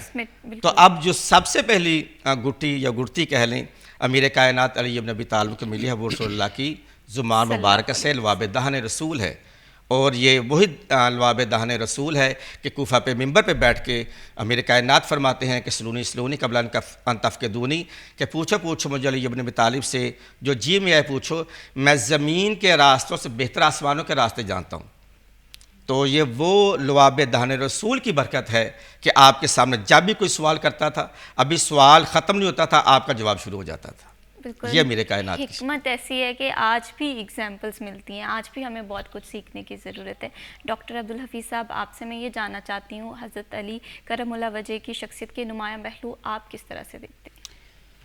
اعوذ باللہ من الشیطان الرجیم، بسم اللہ الرحمن الرحیم، الحمدللہ رب العالمین والصلاة والسلام علی رسولہ النبی الکریم وعلی آلہ واصحابہ اجمعین. اعوذ باللہ من الشیطان الرجیم، بسم اللہ الرحمن الرحیم، انما یرید اللہ لیذھب عنکم الرجس اہل البیت ویطہرکم تطہیرا. 13 رجب کا دن جو ہے اس حوالے سے بہت محترم، مقدس اور مبارک ہے.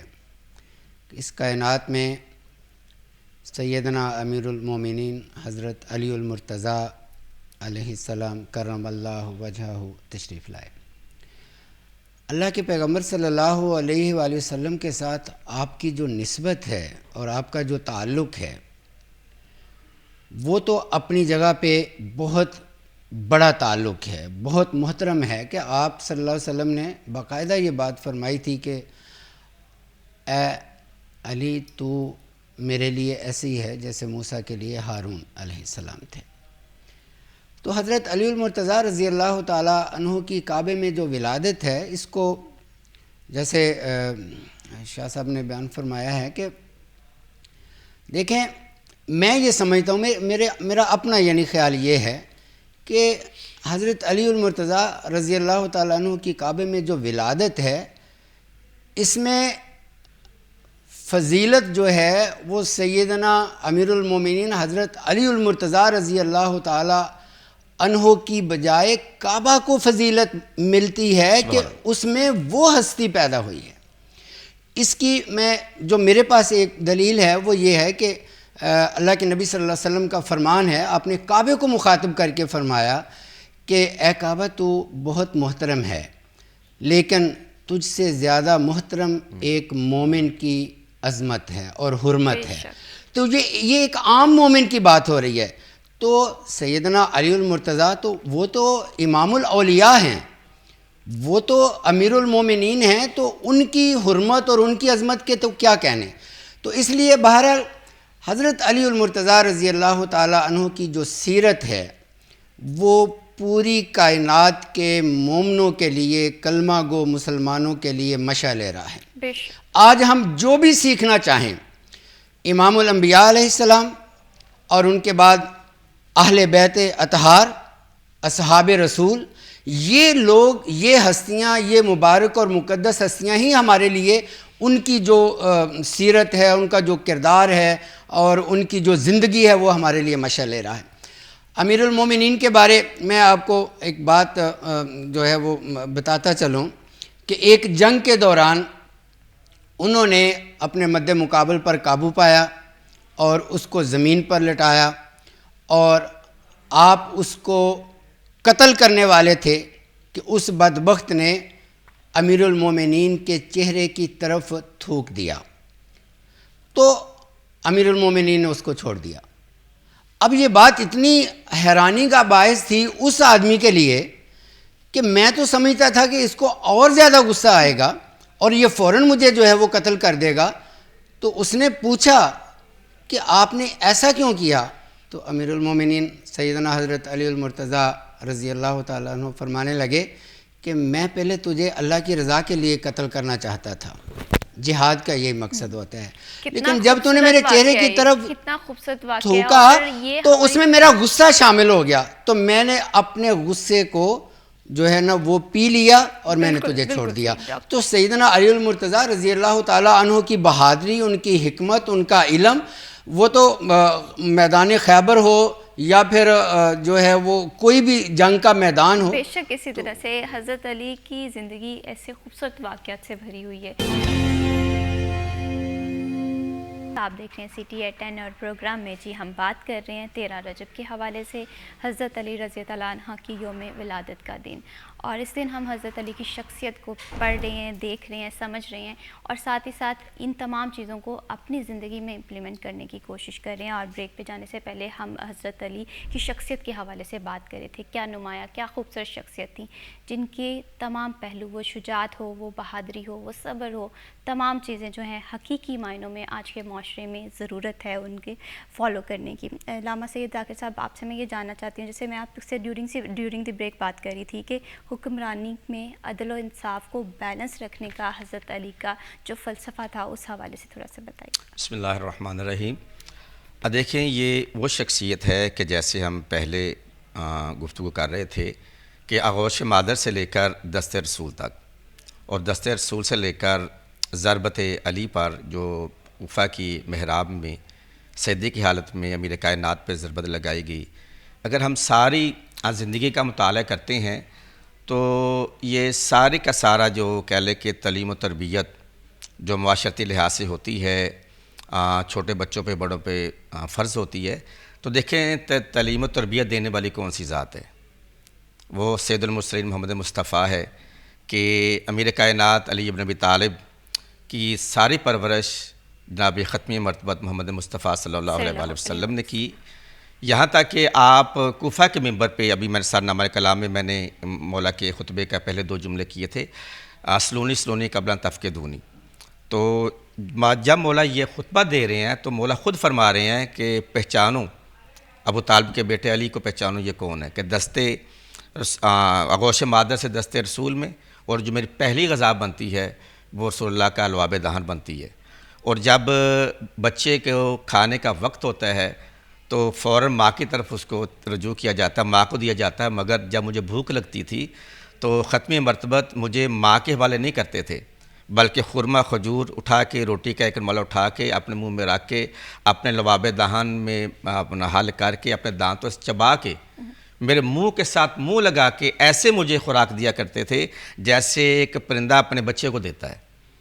تو جس کی تعلیم و تربیت کا یہ عالم ہو کہ کرنے والے ختمی مرتبت ہوں اور ترجمان وحی ہوں, اور اس منزل پہ پہنچ جائے کہ وہ کوفہ کے ممبر پہ بیٹھ کے کہے, وقتاً فوقتاً کہ رسول اللہ کی زبان سے کہے, رسول اللہ کی زبان یہ کہے, یا علی انتا, تیری وہ ذات ہے مدینۃ العلم والی نبابہ, میں علم کا شہر ہوں اور تو اس کا دروازہ. یہ اس کا معیار علم ہے. اب جب جس کا معیار علم آ جائے گا تو اس کا مقام عدل کیا ہوگا؟ عدل کا مقام یہ ہے کہ بہت سارے مورخین نے میرے کائنات کی شہادت کی وجہ لکھی ہے, وہ یہی لکھی ہے کہ شدت عدل, اتنی شدت عدل کے ساتھ مولا نے فیصلے کیے ہیں, عدل کی وجہ سے مولا کو شہید کیا گیا. وجوہات اور بھی بہت ساری تھی, لیکن جو انالیسس کرنے والوں نے, تجزیہ نگاروں جو تجزیہ کیا نا میرے کائنات کی شہادت کی وجہ کیا بنی, وہ شدت عدل. شدت عدل یہ ہے کہ اگر اپنا بیٹا آ جاتا ہے, اگر اپنا بھائی آ جاتا ہے, خاندان کا کوئی فرد آ جاتا ہے, تو مولا اس سے عدل فرماتے ہیں. اور یہی وجہ ہے کہ رسول اللہ کی ذات نے جناب عمار یاسر ابو ذر کو خصوصی یہ کہا تھا کہ اے ابو ذر, کہ دیکھے جب اگر آپ دیکھیں میرے بعد کہ پوری بنی نوع آدم ایک طرف کھڑی ہے اور اکیلا علی ایک طرف کھڑا ہے, تو میں محمد تجھے حکم دے کے جا رہا, تو نے کثرت کو نہیں دیکھنا, پوری بنی آدم کو نہیں دیکھنا, تو نے علی کو دیکھنا, علی کا دامن اپنے ہاتھوں سے الگ نہیں کرنا, علی کا دامن کو تھامے رکھنا ہے. علی کے عدل کا ایک واقعہ ہے کہ علی کا اپنا بھائی جناب عقیل آتے ہیں, وظیفہ بیت المال دیکھیں, آج کل بیت المال دنیا میں کس طرح لوٹا جا رہا ہے, کتنا طرح شاخ خرچیاں ہو رہی ہیں وزراء کی, عمراء کی, مشیروں کی, خود وزراء کی ریلیٹڈ جتنے حکومت سے پاکستان کے باہر دیکھ لیں, شاخ خرچیاں ہو رہی ہیں. غریب کہہ رہے کہ تڑپ تڑپ کے مر رہے ہیں, اپنے آپ کو روڈوں پہ آگ لگا رہے ہیں. لہٰذا یہ ہمارا موضوع نہیں ہے کہ مولا میرے کائنات کا اپنا بھائی عقیل آتا ہے, آ کے کہتا ہے کہ مولا مجھے جو وظیفہ بیت المال سے ملتا ہے وہ مجھے بڑا کم ملتا ہے. تو میرے کائنات کہتی ہے اچھا, تو میں دیکھتا ہوں. اب جب گھر 2-4 بار آئے تو جب وظیفہ نہ بڑھایا گیا تو پھر جناب عقیل نے اپنے بچوں سے کہا کہ اپنے چچا سے کہو کہ ہمارا وظیفہ بڑھا دے. کیسے بڑھایا جائے؟ ان کو دعوت کے لیے گھر پہ بلایا جائے. آج کسی نے کام کسی کا نکالنا ہوتا ہے تو اس کو دعوت دی جاتی کھانے کی. تو بھتیجوں نے چچا کو جا کے دعوت دی. چچا میرے کائنات علی ابن طالب بھتیجوں کے کہنے پہ گھر پہ دسترخوان بچھا.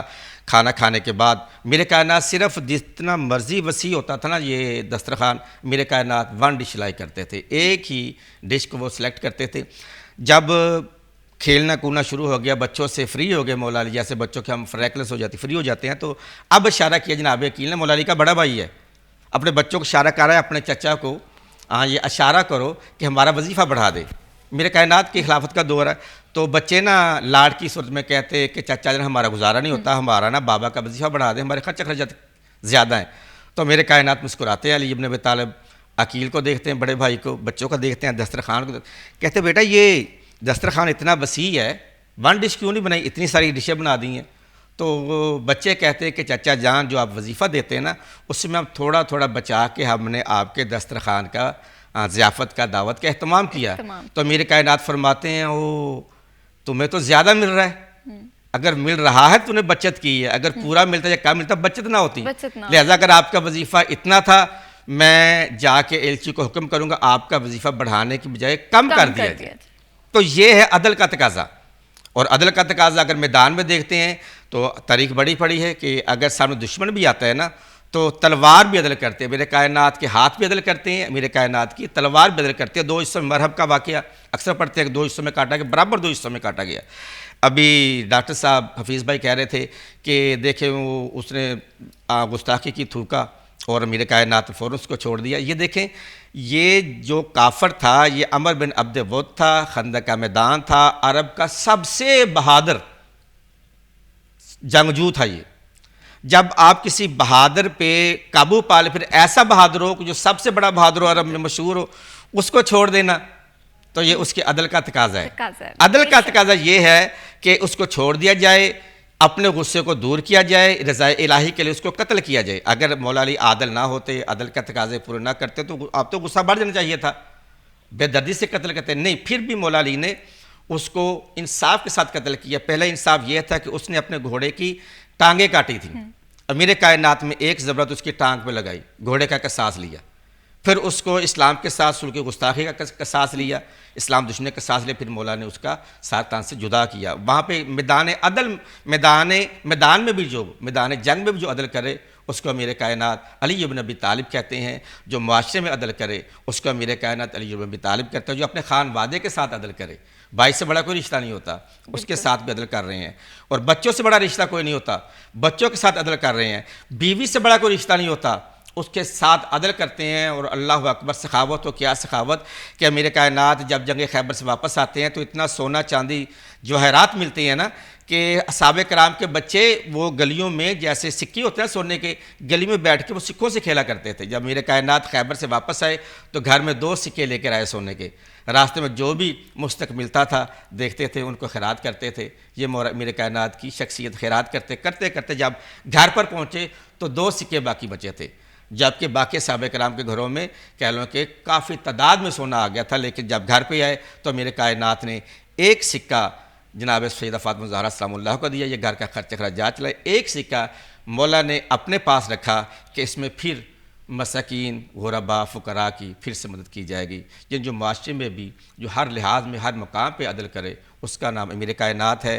یہ سارا کریڈٹ شخصیت اس پہ جاتا ہے جس نے اس کی پرورش کی ہے، وہ ہے ختمی مرتبت محمد رسول اللہ. اور مولا فرماتے ہیں کہ میں نے اپنے رسول کی پیروی اس طرح کی ہے جیسے اونٹنی کا بچہ اپنی ماں کے نقش قدم پہ پاؤں رکھ کے چلتا ہے، نہ ادھر نہ ادھر. یہ وہ ہے کہ رسول اللہ کی دی ہوئی تربیت کے مطابق نہ ادھر ہوئے ہیں نہ ادھر ہوئے ہیں. آج بھی سب سے زیادہ ریسرچ رسول کی ذات کے بعد اگر کسی شخص پہ غیر مسلم کرتے ہیں تو وہ امیر کائنات علی ابن ابی طالب کی ذات اقدس سے بالکل کیا خوبصورت اصول تھے حکومت چلانے کے. آج کے دور میں ہم دیکھ لیں کہ ہم کس قدر کس رخ پہ جا رہے ہیں, لیکن ضرورت اس چیز کی ہے کہ یہ تمام چیزیں ہم اپنی پرسنالٹی میں اڈاپٹ کریں. ڈاکٹر عبدالحفیظ صاحب, آپ سے میں جاننا چاہتی ہوں حضرت علی کی سادگی کے حوالے سے. ہم اکثر دیکھتے ہیں کہ آج کے دور میں ہم مٹیریلزم پہ بلیو کر رہے ہوتے ہیں, لیکن حقیقی معنوں میں زندگی سادگی میں ہے, صبر میں ہے, شکر گزاری میں. حضرت علی علیہ السلام کی زندگی میں یہ تمام چیزیں کس طرح سے تھی؟ آپ دیکھ رہے ہیں CTI10 اور پروگرام میں جی ہم بات کر رہے ہیں حضرت علی رضی اللہ عنہ کی زندگی کے حوالے سے. بریک پہ جانے سے پہلے ڈاکٹر عبدالحفیظ صاحب, آپ سے میں بات کر رہی تھی کہ حضرت علی کی شخصیت کے حوالے سے بات کریں. میدان جنگ میں شجاعت نظر آتی تھی, اور اگر ہم پرسنل زندگی میں دیکھیں تو صبر, سادگی, یہ خوبصورت امتزاج کو آپ کس طرح سے دیکھتے ہیں؟ بسم اللہ الرحمن الرحیم. میں اس پر انشاءاللہ مختصر مگر تفصیل سے جو ہے نا وہ روشنی ڈالتا ہوں. امیر المومنین سیدنا علی المرتضیٰ علیہ السلام کی جو شخصیت ہے وہ جس طرح عدل اور انصاف میں اور حکمرانی میں بہت واضح ان کی شخصیت ہے, اسی طرح سادگی میں بھی وہ بہت نمایاں تھے. ایک واقعہ بیان کر کے پھر باقی بات کرتا ہوں. ایک بار حضرت سیدنا امیر المومنین سیدنا علی المرتضیٰ رضی اللہ تعالیٰ عنہ اپنے غلام کے ساتھ بازار گئے اور انہوں نے کپڑے خریدنے تھے. تو انہوں نے جو بہت اچھے والا سوٹ جو تھا, قیمتی سوٹ تھا, وہ خریدا غلام کے لیے, اور اپنے لیے انہوں نے ایک سادہ سا سوٹ خریدا. تو غلام کہنے لگا کہ امیر المومنین آپ, حالانکہ اس وقت آپ اقتدار میں تھے یعنی حکمران تھے, تو فرمانے لگے, وہ غلام کہنے لگا امیر المومنین آپ کو چاہیے, آپ چونکہ بزرگ ہیں, اپنے لوگوں سے ملنا ہوتا ہے, اپنے عدالت میں کچہری میں ہوتے ہیں, آپ کو زیادہ قیمتی اور اچھا سوٹ چاہیے. تو وہ فرمانے لگے کہ تم جوان ہو, تمہیں اچھے کپڑے کی ضرورت ہے, میں اب ضعیف ہو گیا ہوں, بوڑھا ہو گیا ہوں, تو مجھے یہی سوٹ جو ہے نا وہ اچھا لگتا ہے, یہی مجھے ٹھیک ہے. تو آپ دیکھیں کہ سادگی کی انتہا دیکھیں کہ جو ان کا غلام ہے اس کے لیے وہ قیمتی سوٹ خرید رہے ہیں اور اپنے لیے وہ ایک نارمل سوٹ جو ہے وہ خرید رہے ہیں. امیر المومنین سیدنا علی المرتضیٰ رضی اللہ تعالیٰ عنہ جو ہیں, ان کے ساتھ محبت جو ہے وہ ایمان کی ضمانت اور گارنٹی ہے.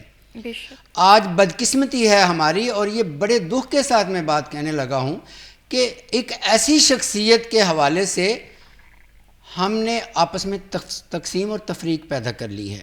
جو شخصیت مطلب کسی تقسیم اور تفریق کو مطلب ممکن ہی نہیں ہونا چاہیے تھا.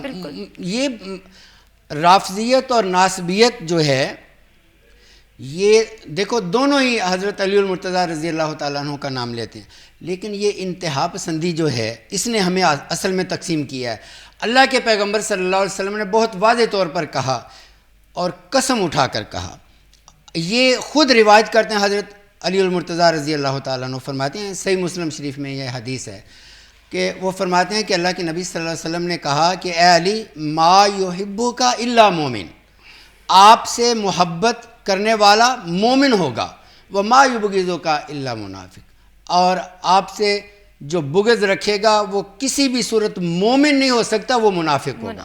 اب اتنی بڑی واضح جو دلیل ہے, اور پھر اللہ کے نبی صلی اللہ علیہ وسلم نے بہت واضح کہا کہ الحق مع علی, حق جو ہے وہ علی کے ساتھ ہوگا. جب بھی آپس میں کسی بھی جگہ پہ کوئی تقسیم ہوگی, کوئی مد مقابل ہوگا, تو حق جو ہے وہ علی کے ساتھ ہوگا.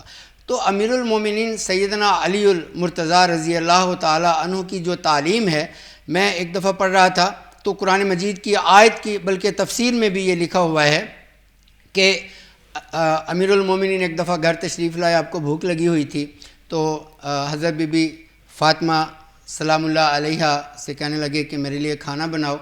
تو انہوں نے کھانا بنایا, تو اتنی دیر میں باہر دروازے پہ دستک ہوئی. تو جب پتہ چلا دروازے پہ کون ہے, جی ایک مسکین ہے, اس کو بھوک لگی ہوئی ہے, کھانے کی ضرورت ہے, آپ نے اپنا کھانا جو بنا ہوا تھا وہ ان کو اٹھا کر دے دیا. اب اس وقت ایسا تو نہیں تھا جیسے اب ہمارے دور میں فریجیں بھری ہوتی ہیں, تو بہرحال دور ایسا تھا. پھر دوبارہ کھانا بنایا, پھر دروازے پہ دستک ہوئی. اچھا پھر پتہ چلا کہ دروازے پہ کون ہے, تو پتہ چلا کہ ایک اسیر ہے, قیدی ہے. پھر تیسری دفعہ ایسا ہی ہوا, کھانا بنا تو پھر پتہ چلا کہ جی ایک یتیم ہے. تو قرآن مجید کی آیت میں تینوں کا ہی ذکر ہے, مسکینا و یتیما و اسیرا. تو حضرت علی المرتضیٰ نے تینوں دفعہ اپنا بنا ہوا کھانا, خود بھوک لگی ہوئی ہے, جو سائل تھے ان کو دے دیا. جب چوتھی دفعہ کہنے لگے کہ کھانا, تو بی بی فاطمہ سلام اللہ علیہ فرمانے لگے کہ اب تو کچھ بھی نہیں ہے کھانے کے لیے. تو امیر المومنین کی جو تعلیمات ہیں ہمارے لیے, وہ تو ہمارے لیے مشعل راہ ہیں. میں یہ سمجھتا ہوں کہ کسی صورت بھی یہ موازنہ بنتا ہی نہیں ہے. دیکھو حضرت ابوبکر صدیق رضی اللہ تعالیٰ عنہ, ان کا مقام اپنی جگہ پہ ہے. اسی طرح سیدنا حضرت عمر فاروق رضی اللہ تعالیٰ عنہ کا مقام اپنی جگہ پہ ہے. سیدنا حضرت عثمان ذوالنورین رضی اللہ تعالیٰ عنہ کا مقام اپنی جگہ پہ ہے. لیکن حضرت علی المرتضیٰ رضی اللہ تعالیٰ عنہ وہ ہستی ہیں جن کو اللہ کے پیغمبر نے باقاعدہ یہ کہا, ہؤلاء اہل بیتی, اہل بیت. اب جو اللہ کے پیغمبر کے گھر والے ہیں, 1,40,000 صحابہ ہیں, اب وہ سب اپنی جگہ پہ ہیں, لیکن گھر والوں سے موازنہ بنتا نہیں ہے. اس لیے ہم جب موازنہ شروع کر دیتے ہیں نا, اور ایک دوسرے پر فضیلت دینا شروع کر دیتے ہیں, میرا خیال ہے کہ یہ بہت غلط ہے.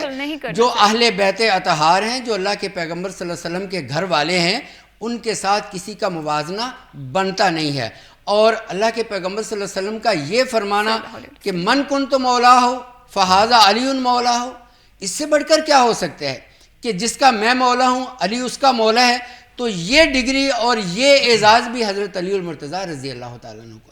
تو حضرت علی, جیسے ابھی شیخ فرما رہے تھے کہ پوری زندگی تربیت ہی اللہ کے پیغمبر نے کی ہے, اور جس ہستی کی تربیت اللہ کے پیغمبر کی آغوش میں ہوئی ہو, اس ہستی سے کیسے ممکن ہے کہ کسی کا موازنہ کیا جا سکے. بالکل بنتا ہی نہیں ہے. اور یقین کریں زندگی اتنی خوبصورت ہے اگر ہم اسلام کے اصولوں پہ امپلیمنٹیشن کر لیں.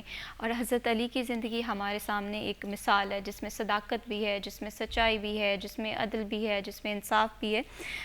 علامہ سید صاحب, آپ سے میں یہ جاننا چاہتی ہوں, جیسے ابھی ہم اقتدار کے حوالے سے بات کر رہے تھے, آپ نے بڑی خوبصورتی سے بتایا کہ عدل کا تقاضا حضرت علی کی نظر میں کس طرح سے ہے. اگر ہم اقتدار کے حوالے سے دیکھیں, اوور آل حضرت علی کی پرسنالٹی کو اسٹڈی کریں, تو ان کے کون سے نمایاں اصول نظر آتے ہیں جن کا آج کے دور میں ہونا بہت ضروری ہے؟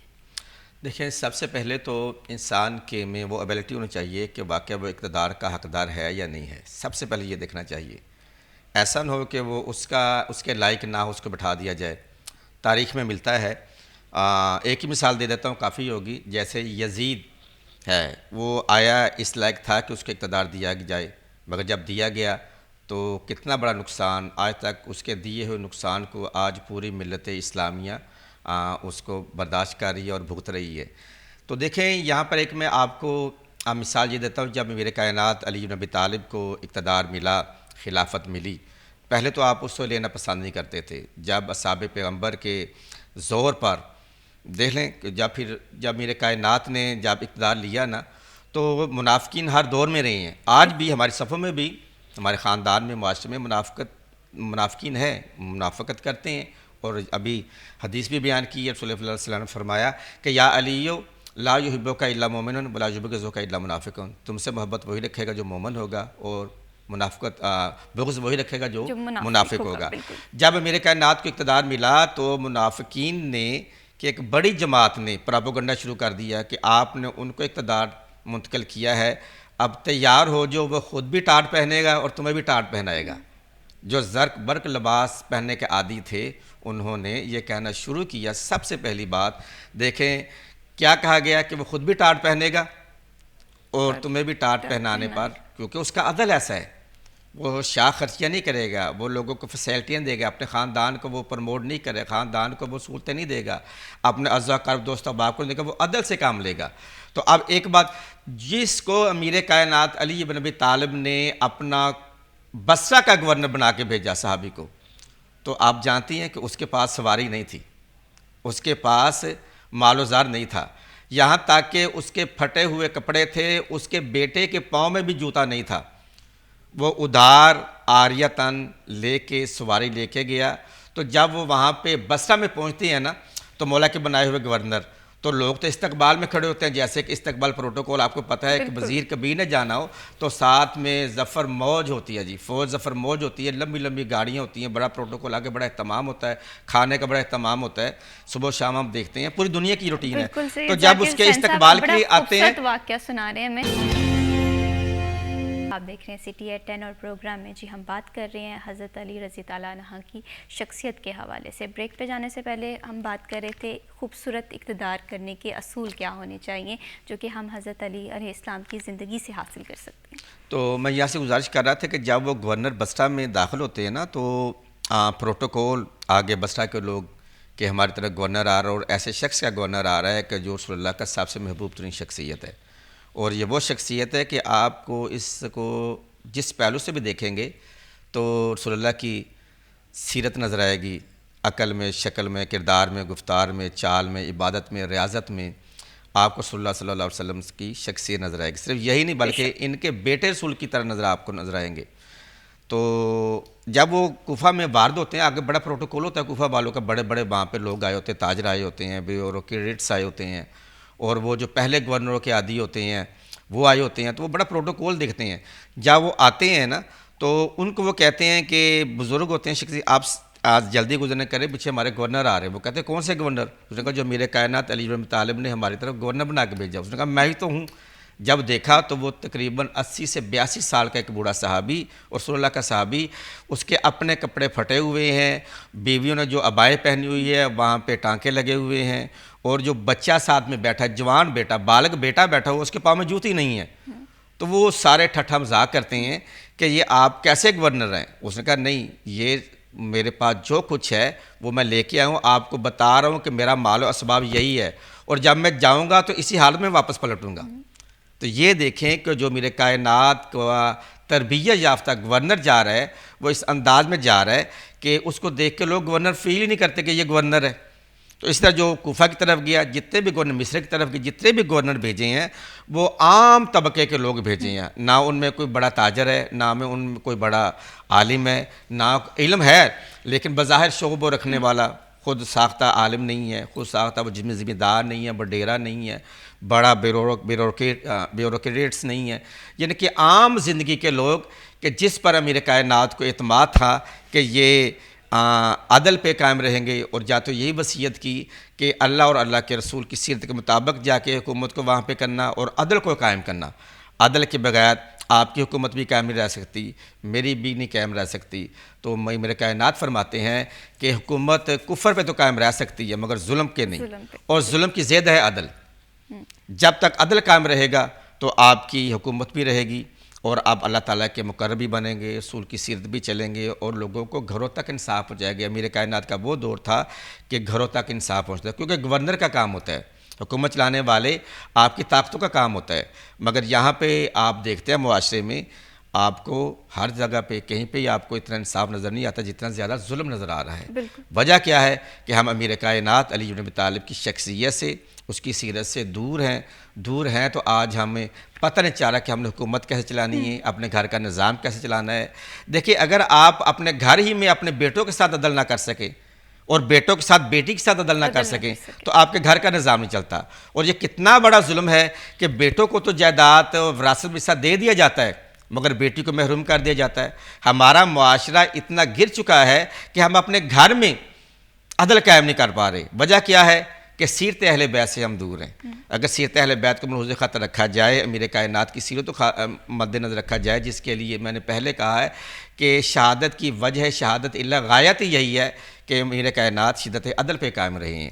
تو جب تک آپ اپنے گھر میں عدل نہیں کرتے، ایک استاد اپنے ادارے میں عدل نہیں کرتا، ایک گورنمنٹ ادارے کا سربراہ اپنے ادارے میں عدل نہیں کرتا، تو نظام پھر وہاں پہ چلنا مشکل ہو جاتا ہے۔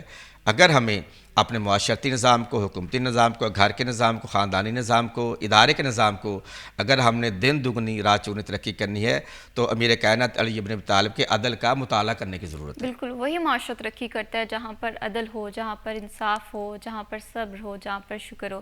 یہ تمام تر ایلیمنٹس ہمیں حضرت علی کی شخصیت میں نظر آتے ہیں۔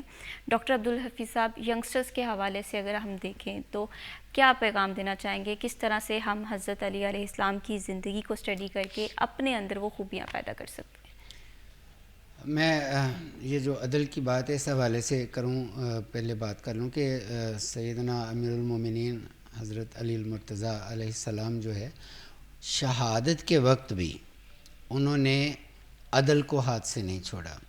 جب ان کو ضرب لگی، عبد الرحمن بن ملجم بدبخت، وہ حالانکہ کلمہ گو تھا، کلمہ پڑھا ہوا تھا، اس نے جب یہ آپ کے سر مبارک پر ضرب لگائی تو ہاں، اس سے پہلے ایک بات میں یہ کروں، سیدنا امیر المومنین حضرت علی المرتضیٰ علیہ السلام جو ہیں، ان کے بارے ان کے سر پر ہاتھ رکھ کر اللہ کے پیغمبر صلی اللہ علیہ وسلم نے بہت پہلے یہ بات کہہ دی تھی کہ بہت بدبخت ہوگا میری امت کا وہ شخص جو اس سر کو زخمی کرے گا اور اس داڑھی کو خون سے رنگین کرے گا۔ اور اس سے پہلے آپ نے یہ فرمایا، آپ صلی اللہ علیہ وسلم نے، کہ تم جانتے ہو پہلی امتوں میں سے بدترین شخص کون تھا؟ تو صحابہ نے کہا یا رسول اللہ آپ ہی بتا دیں۔ تو آپ نے قرآن کی آیت پڑھی، اذ انبعث اشقاہا، حضرت صالح علیہ السلام کی وہ اونٹنی کی ٹانگیں کاٹنے والا بدبخت جس کو اللہ نے قرآن میں بدبخت کہا ہے۔ تو پھر آپ نے یہ بات کہی تھی کہ میری امت کا بدترین شخص وہ ہوگا جو اس سر کو زخمی کرے گا اور اس داڑھی کو خون سے رنگین کرے گا۔ تو جب خیر ضرب لگی تو لوگوں نے جلدی سے پکڑ لیا اس بدبخت کو۔ تو امیر المومنین نے کیا کہا؟ آپ نے کہا اس کو کچھ نہ کہنا، اس کو آرام سے رکھو، اچھا کھانا کھلاؤ، یہ آپ کے الفاظ ہیں، بہترین کھانا کھلاؤ اور اس کو کچھ نہ کہنا۔ اگر میں صحت یاب ہو گیا تو پھر میری مرضی ہے، میں اس سے بدلہ لوں یا معاف کر دوں، اور اگر میں اس دنیا سے رخصت ہو گیا تو پھر بھی میری تو یہی مرضی ہے کہ میں اس کو معاف کر دوں، لیکن اگر تم نے قصاص لینا بھی ہوا تو صرف ایک ہی شخص کو جس نے مجھے ضرب لگائی ہے اس کو میرے قصاص میں قتل کر دینا، اس سے کے ساتھ اور زیادتی نہیں ہونی چاہیے کہ اس کے گھر والوں کے ساتھ یا اس کے رشتہ داروں کے ساتھ تم کوئی ایسا سلوک کرو۔ تو یہ امیر المومنین حضرت علی المرتضیٰ کی تعلیمات تھی کہ زخمی حالت میں بھی وہ لوگوں کو نصیحت کر رہے ہیں کہ اس کے ساتھ زیادتی نہ ہو۔ تو میں اپنے نوجوان بچوں سے، دوستوں سے یہی کہوں گا کہ ہمیں چاہیے کہ ہم ان مقدس ہستیوں کی سیرت کا مطالعہ کریں، اور یہ ضروری نہیں ہے، کتاب تو ہمارے ہاتھ سے چھوٹ ہی گئی ہے، یہ تو ہماری بدبختی ہے، لیکن اب موبائل میں بھی سارا علم موجود ہے۔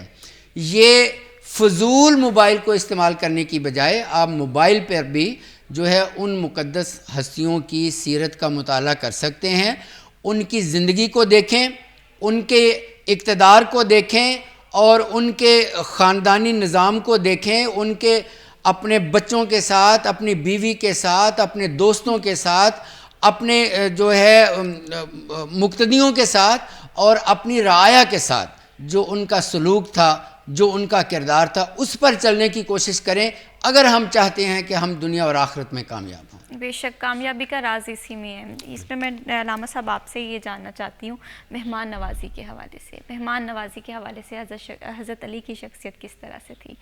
جی، مہمان نوازی الحمدللہ میرے کائنات کی عظیم تر تھی، صرف میرے کائنات کی نہیں، ان کے شہزادوں کی بھی۔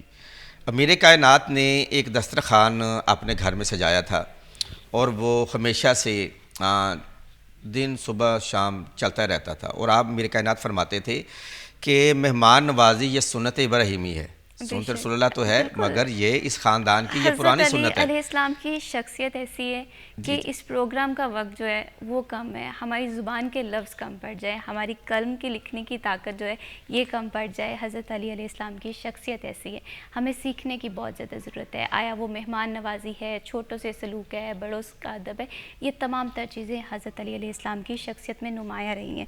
بہت شکریہ علامہ سید ذاکر حسین صاحب فار جوائننگ اس ان دس پروگرام. بہت شکریہ ڈاکٹر عبدالحفیظ صاحب, آپ نے پروگرام کے لیے وقت نکالا. وہی معاشرہ ترقی کرتا ہے جس میں عدل ہو, جس میں انصاف ہو, اور ساتھ ہی ساتھ اسلام کے اصولوں کو فالو کرنے کی اللہ تعالیٰ ہم سب لوگوں کو توفیق اور طاقت دے. اسی کے ساتھ میں وش حبیب کو دیجیے اجازت. اللہ حافظ.